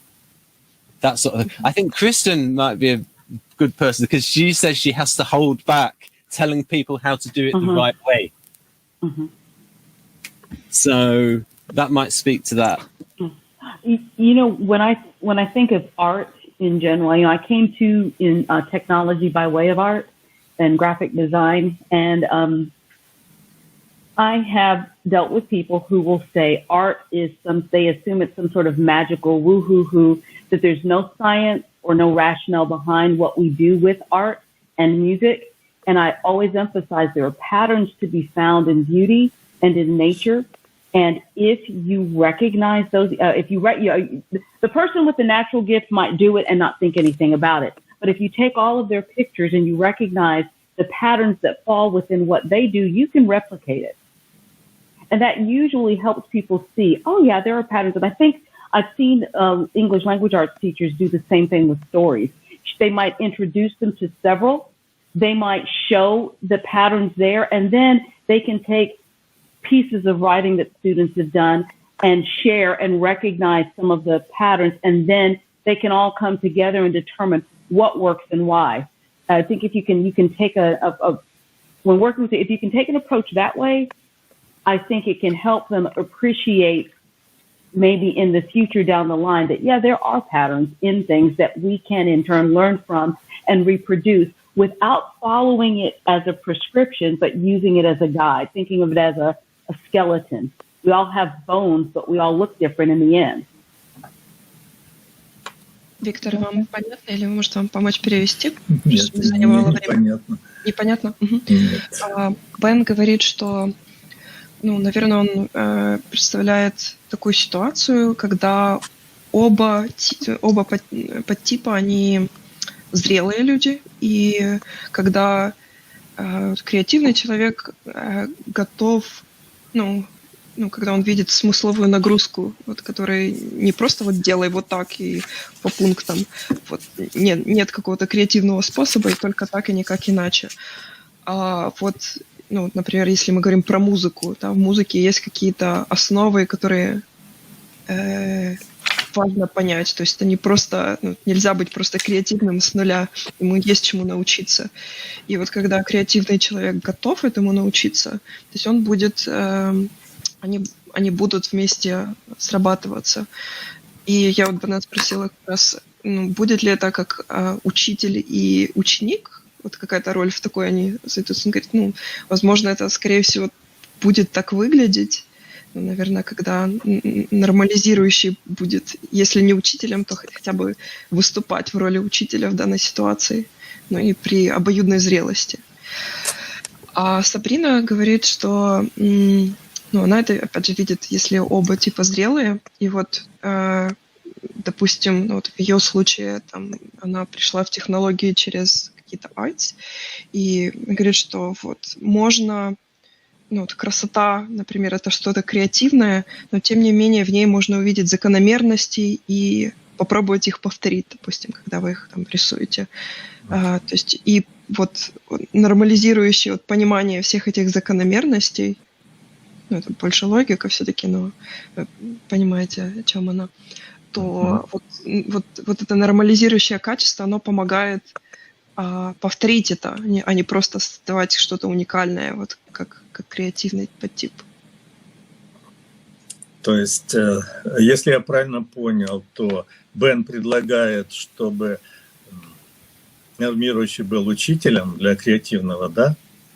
А Сабрина предполагает, что это можно как-то объединить, слить в одно, да, каким-то образом синтезировать то и другое. Да, Сабрина говорит просто, Объединить. что нужно видеть ценность каждой стороны. Ну, это же есть объединить, да, их вместе. Угу. А Бэн говорит, что учителем должен быть нормирующий, а креативный должен быть почти, учеником, да? Он сказал, что это, скорее всего, будет так выглядеть, поскольку нормирующий будет приписывать, вот как все должно быть, а креативный, ну, в лучшем случае прислушиваться, поэтому это может так выглядеть. Значит, давайте я отвечу, что будет в первом и втором случае. Значит, в случае Бэна, значит, это будет как бы короткое время, креативный будет слушать нормирующего, но потом он все быстро поймет, вот, и будет как бы против него сильно бунтовать, потому что он будет хотеть сделать по-другому, а тот будет держать его в своих вот строгих рамках. Креативные будут бунтовать. Это закончится тем, что они разругаются. Вариант Сабрины, то есть объединить лучше от того и другого, да, и как-то объединить вместе. Значит, это сами между собой они никогда не объединятся. Это возможно только если будет в этой группе присутствовать гармонизирующий. Только тогда вариант Сабрины возможен. Вдвоем, а я имел в виду только вдвоем, они никогда не синтезируются, потому что расстояние между ними, ну, самое большое между подтипами, и напряжение очень большое. Их свести вместе, еще и удержать в синтезе, но это, ну, крайне маловероятно. Должен быть посредник. Гармонизатор способен это сделать. Но если взять ситуацию только вдвоем, будет, как Бэн только предлагает, да, будет плохо. Закончится, что выйдет из-под контроля креативный и начнет отрицать своего учителя. Mm-hmm. Ben, so following up on your thought, so Victor is saying that essentially if there's a student and teacher relationship or of that sort, right, then the creative person would figure out what the normalizer is trying to preach and teach, and he would get bored quickly. So as soon as he gets the gist, he would try to disengage and disobey and not follow the rules of the games. So there would certainly be a conflict. So the relationship that you seem to discuss is more of a short-term solution, so it can take place, but very briefly. And to Sabrina's thoughts, Victor is saying that, yeah, there is certainly value in each side, but like under normal circumstances, like creative and normal, I think person would never find common language.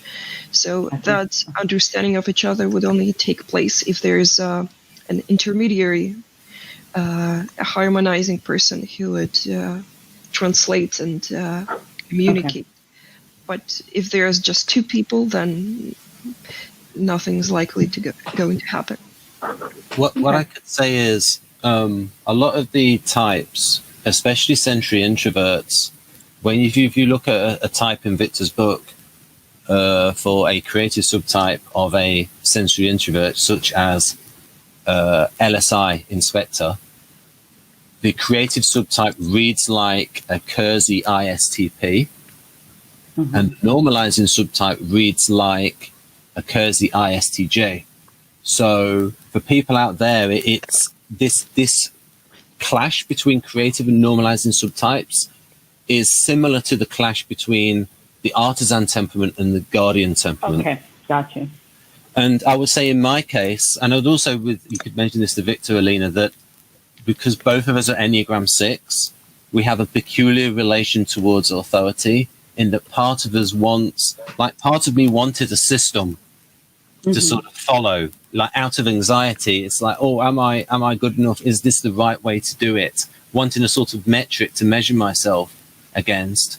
But also, when I was reading McKee's book, his Principles of Screenwriting, and I was about 100 pages into the book before I went, bloody hell, he's right. Because it's like I didn't want to follow the principles, but then because the structure was so good, and so maybe that's the thing, is like eventually the structure, and one of the examples of McKee's structure being so good is that he has an idea of conflict on 4 levels that's quite similar to Victor's levels, because he has conflict on a physical level, say action movies, conflict on a social level, say taking on governments and various sort of social institutions, conflict on a personal level, and conflict on an internal level. And 3 of those match sort of Victor's level. So that's an idea of how good he is at structure.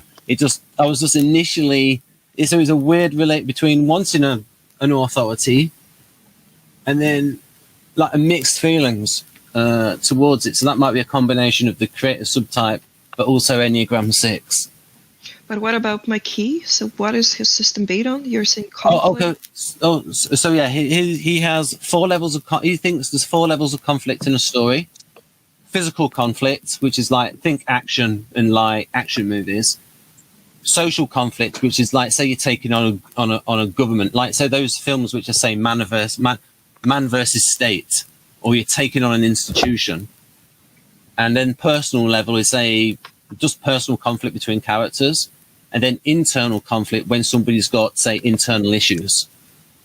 Mm-hmm. And there's few similarities with Victor's system of levels, and I'm just giving that as an example of McKee has a good handle on structure. So even though like I want to do things my own way, I appreciated his structure, and basically I just saw he was right, because I can let me quickly translate, because yeah. It's probably waiting. Да, Виктор, то Бэн просто хотел провести параллели. Он говорит, что вот та система, вот, которую вы сегодня рассказывали, с ним срезонировала, вот какие-то провел параллели у Кирси, это был вот то, что вы сравниваете креативного и нормирующего, ему напомнило сопротивление каких-то вот артизанов и хранителей по Кирсе, если я знакома. Ну нет, они не будут сопротивляться, и те же другие сенсорики, они всегда договорятся. Там не будет такого сопротивления совершенно, как вот я описываю между креативным и нормирующим. Поняла, хорошо. Еще кратко он говорит, что вот есть еще такая система у Маки про 4 уровня конфликтов. Ему тоже что-то было похожее с тем, что вы рассказывали. И еще он упомянул такое эннеаграмму тип 6. И он говорит, что как 6-й тип эннеаграммы, он жаждет какой-то структуры. И, например, если это креативный подтип 6-й тип в эннеаграмме, то наверняка ему понравится, то есть он оценит вот это нормирующее качество, структурность. Так, давайте я отвечу на этот вопрос тоже. Дело в том, что вот реальные люди, у них как бы подтип комбинированный. То есть они могут сильно отличаться на далекой и близкой дистанции, да. То есть вот мы можем смотреть на Бэна, да, и видеть, что он креативный, да. Но он креативный вот на далекой дистанции, прямо перед нами, вот здесь на YouTube. Откуда мы знаем, какой он дома? А вдруг он дома очень скрупулезный и требует, чтобы все было правильно и по нормам. Такие люди встречаются, креативные на публике, а дома такие очень правильные, четкие, даже занудные. Такие люди встречаются. Это благодаря только тому, что они не одновременно, а в разных местах могут демонстрировать разные модели поведения. Да, судя по структурности всех книжек и подписи, очень похоже. Ben, so just to follow up to your question, so about the 6 Enneagram type, Victor is saying that, there's people are so complex and on different levels they can be different. So, like, let's say you could be a creative type, and on a distant level, like here on YouTube, you would seem like a creative subtype. But then in a home setting, we don't know, and you could be very normalizing and strict and demanding. So there are just so many levels. So you can spend, you know, if it's a 6, and then it's this. It's much more complex than this. To your point about Kiersey's artisans versus guardians, he's saying that, well, essentially, you know, it's not creative versus normalizing, and there's likely no conflict between the two groups, just because they are censors and they would find a way to communicate to each other. So it doesn't seem like a conflict from you know, just a high level. So artisans and guardians would find a way to make amends of sorts. Yeah, I mean, it's like, okay, maybe Sabrina, you could answer this. Like, it's like, I think they understand each. Well, what would you say to that, Sabrina, about the conflict between Artisans and guardians? Yeah. Well, I look at that, you know, my best example is probably the military, because if you look at something like the Army, you've got a lot of artisans and guardians that are in the Army, and your guardians they have that concrete language between them. And as long as they are as long as the guardian is able to line item and offer whatever the consequence is as a result of either doing or not doing in a quick manner, there's not that conflict there. But then you take those same people and put them in the classroom, and it's a whole different experience. So I would say that, yeah, the guardians that learn how to speak in a clear, bulleted, precise manner, and like I said, and follow up, have no problems with them. It's when they get frustrated because they didn't do it the first time, and then they are not consistent with whatever the consequences are in the classroom, that it runs amok. Does that make sense? Yeah. A little bit. A little bit. Yeah. Well, based on Kersey, they're both concrete users of language. Mm-hmm. And so as long as they're clear and precise and prescriptive, there tends not to be that big of an issue. It's when guardians get detailed and to the nth degree that the little artisan students just don't fall in line. There's just too many things that they have to keep up with. Okay. You know, Yeah, so Victor is saying something pretty similar. Like, he didn't go into details of situations where you know, there would be conflict. He's just saying that you would find a way to understand each other. So what you're saying, it's finding the common, precise language and very precise, prescriptive language. I do think if they're the same club, like if they're all STs, they're gonna say they're all SFs or STs, they'll understand each other because of the club. Mm-hmm. Like if they're all pragmatists or socials. That's true. Виктор, Сабрина с вами соглашается, говорит просто, что она, наверное, пытается предвидеть, когда вот, если мы сравниваем артизанов и хранителей по Кирсе, вот случаи, когда они не договорятся, и она говорит, что, например, наверное, это будет, поскольку оба типа используют точный язык, вот и какой-то такой предписывающий, то, да, скорее всего, не договорятся, но есть ситуации, наверное, когда вот хранители, они будут слишком зациклены на деталях, а в каком-то, вот если мы возьмем какой-то классовый classroom, да, для класс студентов, а артизаны просто не будут понимать эти детали. Вот, наверное, тогда случится конфликт. Артизаны отлично понимают детали, которые для них важны. Сенсорные экстраверты детали отлично ловят. Конечно, не будут все детали сплошь просматривать, но те детали, от которых зависит их власть, материальное благосостояние, они те детали отлично ловят. Вот. Другое дело, что они могут быть конфликт интересов. Да, может быть. Тогда будет между ними противостояние.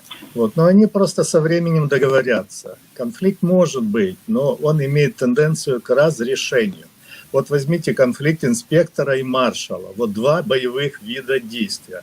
Маршал действует гибко, маневренно, инспектор действует четко, последовательно. Они могут договориться, что могут. Вот возьмут маршала, выпустят как бы в начале, вот для того, чтобы провести разведку боем, сделать прорыв, а потом, когда нужно основные части бросить, подключается инспектор. Такие конфликты легко решаются, потому что оба сенсорики, оба говорят именно вот этим сенсорным языком. И сенсорики между собой всегда договорятся, за исключением одного случая. Если оба доминантных, вот тогда да, тогда два доминантных – это худший вариант конфликта, потому что если два доминантных, может остаться только один. So Victor is saying that essentially the artisans are not really like they grasp the details very well, really, like probably not all the details, but the details that are important to them. Bullet point. Yeah, and so Victor doesn't see a conflict there necessarily. And he says that with the sensing types, there would be there might be conflicts in different situations, but they would have a tendency towards resolution quickly. Yeah. And if he's considering, if we think I'm calling these types in MBTI, ESTP and ISTP. Yeah. And let's say if they can conflict, and each has a very dominant style, but they can still agree on certain terms. Yeah. The exception would be when they are both dominant types, and I think that's the worst situation for the conflict resolution. I would say though that, because I heard you say marshal and inspector. The thing is, though, at the core type level, Victor's LSI is more like MBTI, Kersey, ISTJ than ISTP. And I do realize there's big differences in Victor's temperament system between those which are EP, flexible, active, and those which are IJ, balanced, stable. And there's those differences.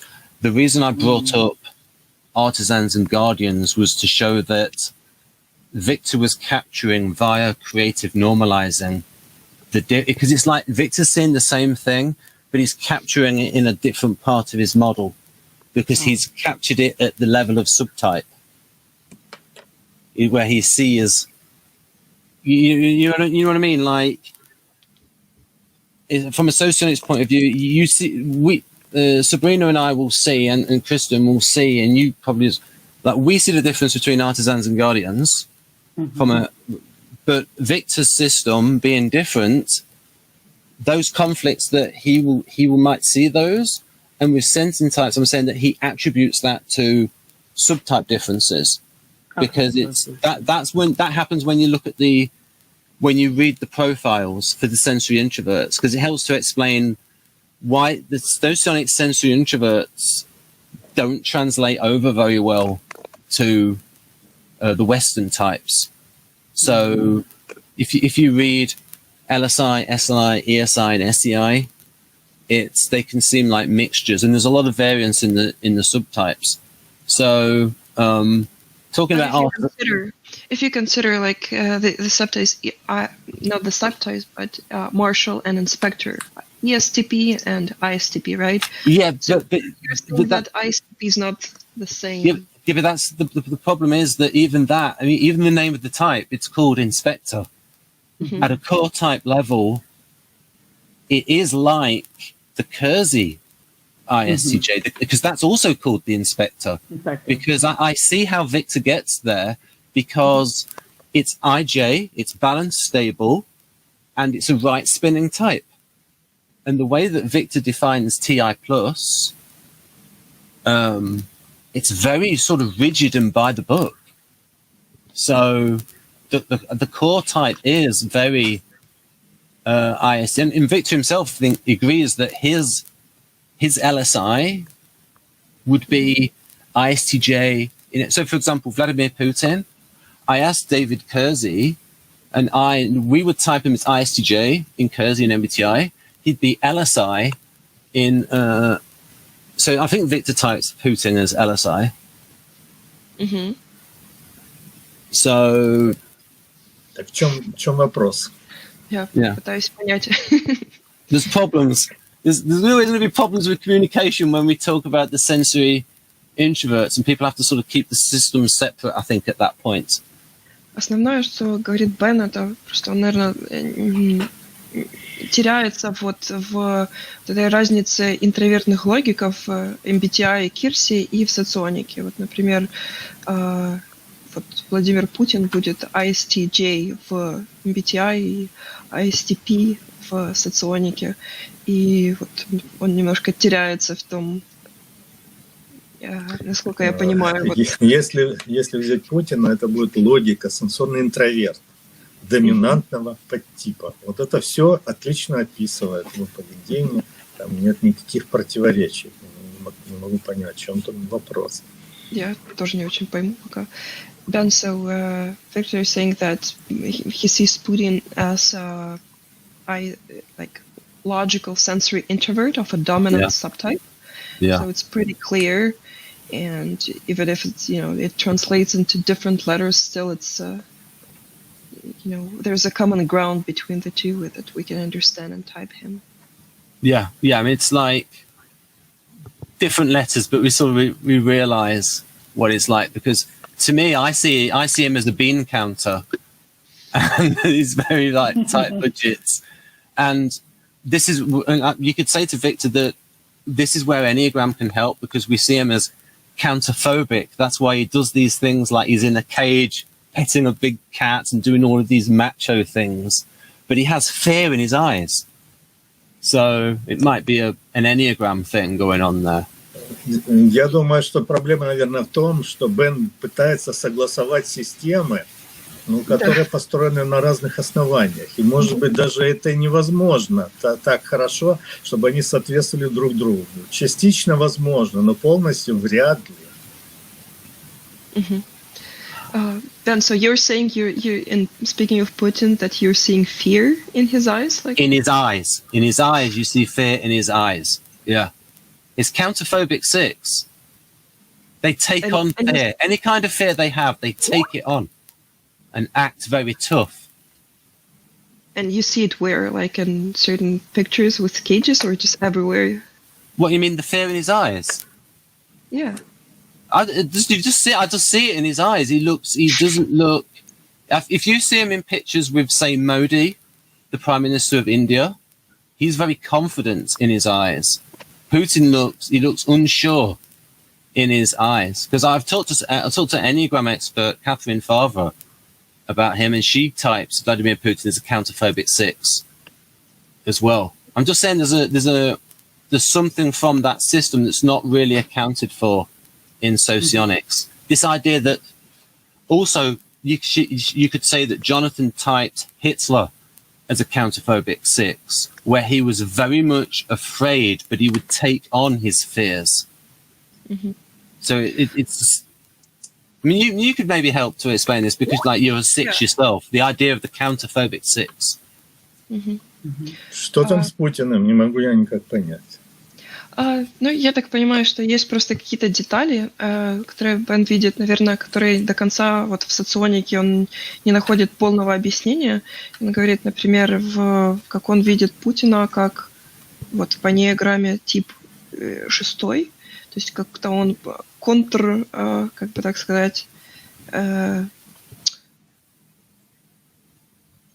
он остро реагирует на фобии, то есть он говорит, что когда смотрит на фото Путина, он видит как-то в его глазах страх. Это как-то на многих фотографиях, и пытается понять. Про Путина это никто у нас не скажет. Вот в его глазах не страх виден, а упрямство. И видно, что он интроверт. То есть действительно он мало смотрит на собеседника, больше в сторону. Хорошо видно, что он интроверт просто, и все. Насчет упрямства я с вами тоже соглашусь. Страх не уверена. Dan, so Victor is saying that, like, speaking to the fear, and what you describe as fear in his eyes, it's likely just a stubbornness than a fear. That's what he sees. Yeah. It is a bit of in NLP terms, it's a bit of a subjective mind read by me, but like it's a bit of a guess. But it's just sort of the patterns I see, where it's like, I just really see it. Very subjective thing. I think we should get a little bit on track. So, Kristen, we have Kristen and Sabrina here. So, Kristen, have you got a question for Victor? Yeah, I have a question about, especially I think what would be on the macro social level and forming small groups. So going back a bit to what Sabrina and Dario were talking on earlier, if you have a small group of students, if basically my key interests are how people get along in settings like that, because as a teacher and facilitator, you have the ability sometimes, the students can obviously select groups at times, but there's an opportunity sometimes to get groups together. And if there'd be any application to look at a subtype like the dominant creative normalizing harmonizing and when you're forming groups. Like you're talking about the classroom setting, so there's a larger group and there are smaller groups that you're forming, is that correct? Yes, yeah. So in a classroom setting, that could in theory be applied in a work setting also if there's any kind of project-based work. Окей. Виктор, вот вопрос насчет, если гипотетическая ситуация, она пытается применить вашу теорию вот уровней у себя в классе. И вот если ей нужно сформировать маленькие группы, то на что ей стоит обращать внимание, опять же, с целью какой-то максимизации усвоения материала, наверное, так, обучения, если она формирует маленькие группы, вот как применить либо вот теорию уровней или подтипов, чтобы максимально это использовать это по максимуму у себя в контексте. Теорию подтипов, конечно же, нужно здесь применять таким образом. Нужно дать каждому из учеников, студентов возможность поработать в разных ситуациях, в разных группах.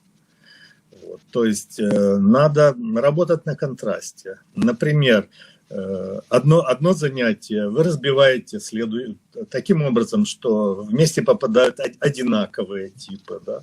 Вот. Другое занятие вы делаете так, что разные типы соединяются. Лучше начать с того, что, например, вместе собираются креативные, с одной стороны, да, одна группа, и с другой стороны садятся нормирующие. Вот. Ну, или терминальная плюс с одной стороны, инициальная с другой стороны. Они смотрят друг на друга и видят, какие они разные. Вот. И убеждаются, что эти различия не выдуманные, а серьезные. Они видят это, когда вы им даете одно и то же задание, они решают по-разному. И на следующий раз вы говорите, а теперь мы пытаемся сделать так, чтобы вот вы разные, но работали в одной команде. И тогда вы собираете группу, где есть, DCNH, то есть распределены все роли. Все 4 подтипа есть в одной и в другой группе. Вот, и они тогда объединяют свои противоположности, а не противопоставляют их. Я немного вставлю свои 5 копеек. Наверное, это еще зависит от возраста. То есть, если когда это уже уровень взрослого человека... Да, это уже взрослые, конечно же. Конечно, это уровень взрослых. А с детьми надо больше какие-то подвижные игры. Вот. Речь идет о решении каких-то действительно сложных учебных задач. Yeah, so Victor is saying that it's probably the best strategy to split and change the process a bit each time to make sure that a person meets all the different subtypes. So let's say one time they're in a group of all, like if the person is creative, they're in a group of all creatives, or they're in a group where there's a creative, dominant, and harmonizing person, etc. So they can see the contrast, so they know who they're different from, and that would sort of help them in the future. That would help them shape that group according to the maximum capacity, like what would bring the most benefits. But for you as a teacher, it's probably important to make them aware of this, so face all kinds of situations in a regulated fashion. And и давайте я хочу еще, значит, добавить, отвечая на вопрос Кристен, о том, что как правильно, чтобы вместе сотрудничали креативные и нормирующие. Надо их учить, потому что это очень полезно. And also to the question of how to balance creative and normalizers, it's really important to make them work together. And probably if you don't teach them, they won't teach it themselves. So they need to learn it under control setting. And they both would benefit from such relationship. Я однажды посмотрел на фотографии нобелевских лауреатов. Часто дают одну премию на двоих. Вот я посмотрел эти случаи, где два человека получают одну нобелевскую премию. Вот. И я по внешнему виду, а потом я посмотрел эти видео, я понял, что это часто пары креативно нормирующие. Victor is also saying that once he was looking at the laureates of Nobel Prize, and it's pretty common for two people to get one prize. So he was looking at those specific cases, and he says he sees it as common that two people are creative and normalizer together. And first he was just visually judging, but then he watched the interviews, and that's the conclusion that he made. So they do work in tandem. That makes sense to me, because what I've seen in teaching is that the kids often benefit from inside the social benefit rings. I think those are outlined pretty well in socionics, but that there can be some resistance sometimes because you have types, like you have an artisan, guardian, intellectual, and idealist all in the circle, so that it can take, I think as Victor pointed out, introducing them to various group dynamics and different people so that they learn to adjust to different people, and that eventually that's where they can come into enough comfort where they are happy inside that social benefit ring and working together in the energy that feeds off of it. So it's very interesting to hear his observation on Nobel laureates and how they tend to come in pairs from seemingly opposing subtypes, very different subtypes. Yeah. Down the line, I definitely have questions for him, but I've taken note, and I was hoping that another opportunity would come where I could maybe have the questions ready for him ahead of time. Виктор, а будет ли какая-то возможность? Сабрина говорит, что у нее много вопросов собралось, о многом хочется вас спросить. Может, будет какой-то шанс отдельно, они сейчас уже затягивают время. Я тоже думаю, смотрите, мы можем так поступить. Например, Сабрина, ну и не только она, вот участники сегодняшней встречи могут эти вопросы письменно прислать, да? Вот, и проведем отдельную встречу, где я на них отвечу, и попутные вопросы, которые будут возникать, я тоже отвечу. Вот, может быть, так лучше будет.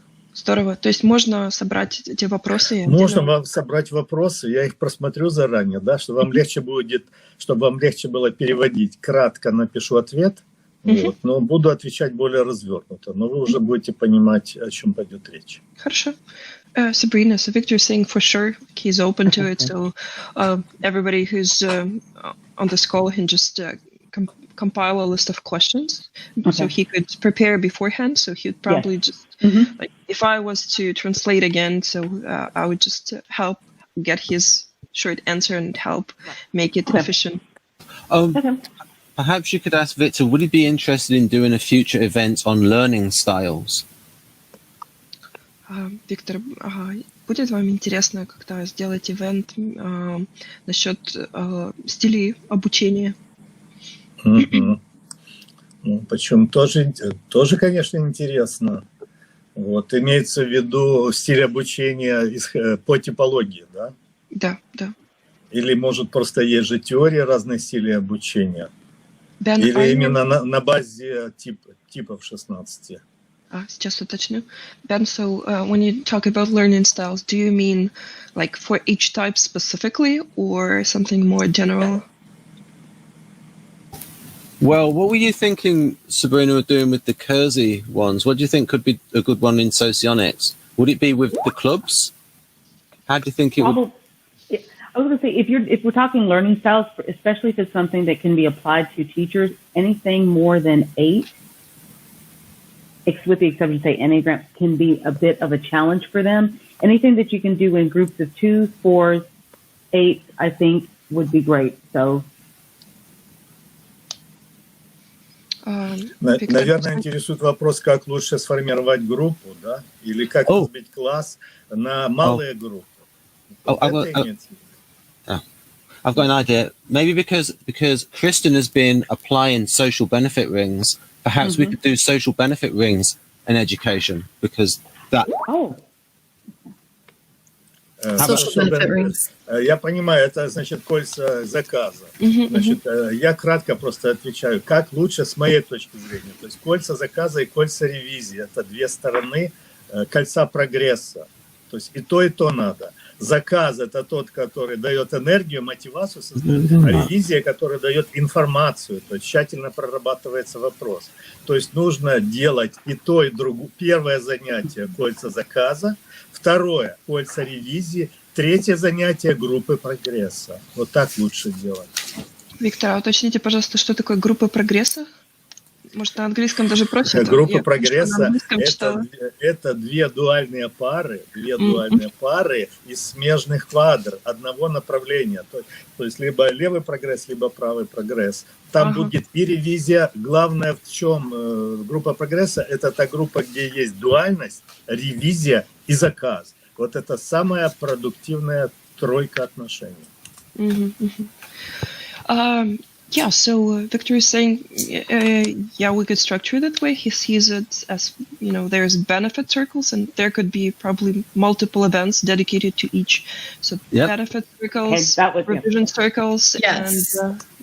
I think it would be great because that could give us a focus of 4 types to look at, and to look at how all of these different theories, like even the Hershey-Blanch model, the different levels from physical through intellectual, how all of those, to analyze each benefit ring based on different what would you call it, systems.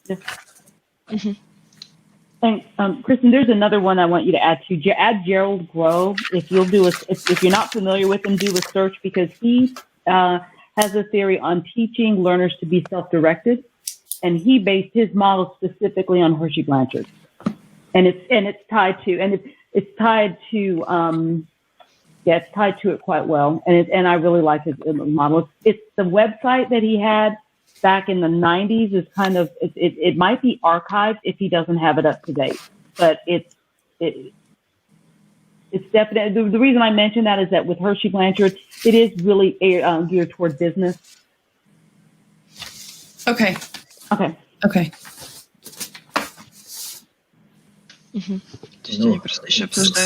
Согласны или еще не согласны? Значит, я приму участие по теме стиля обучения, и тогда я подробнее остановлюсь, на какие группы лучше разбивать школьный класс или студенческую группу, для того, чтобы обучать.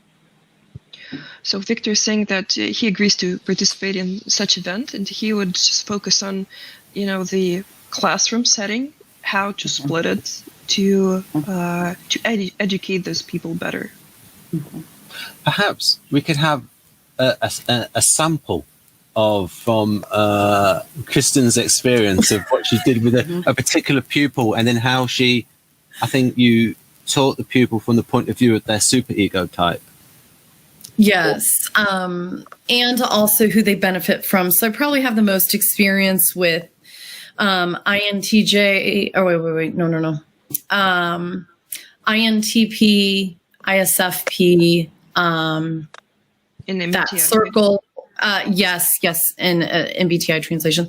Also, the introverted rings, essentially. I'd say I've gotten more private tutoring students in those introverted rings.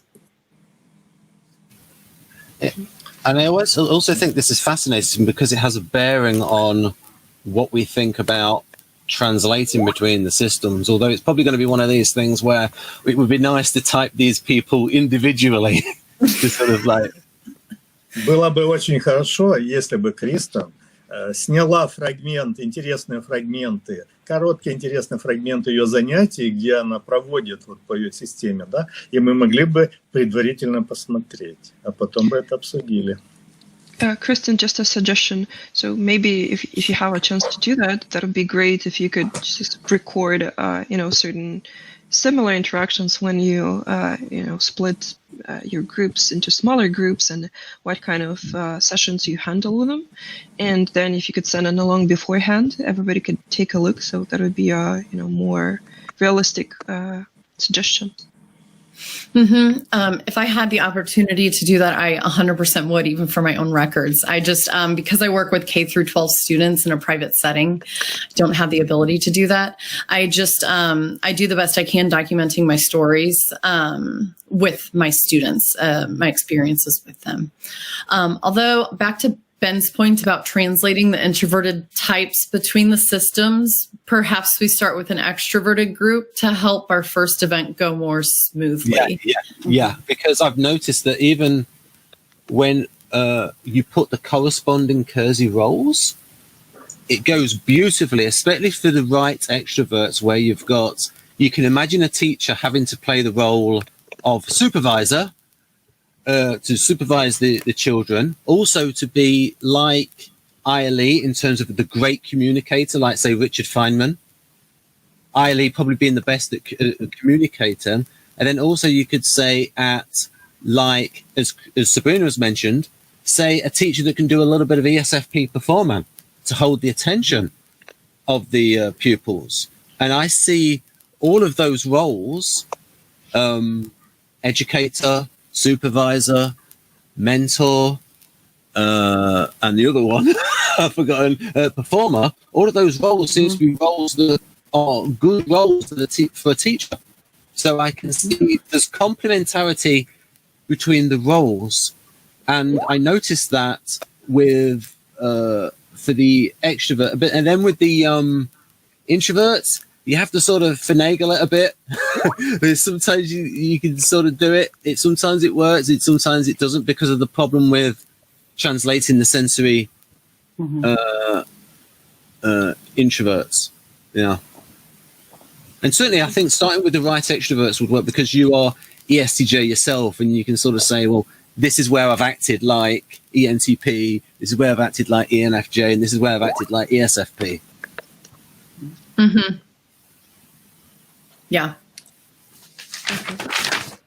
Is there anything that you'd like me to translate to Victor?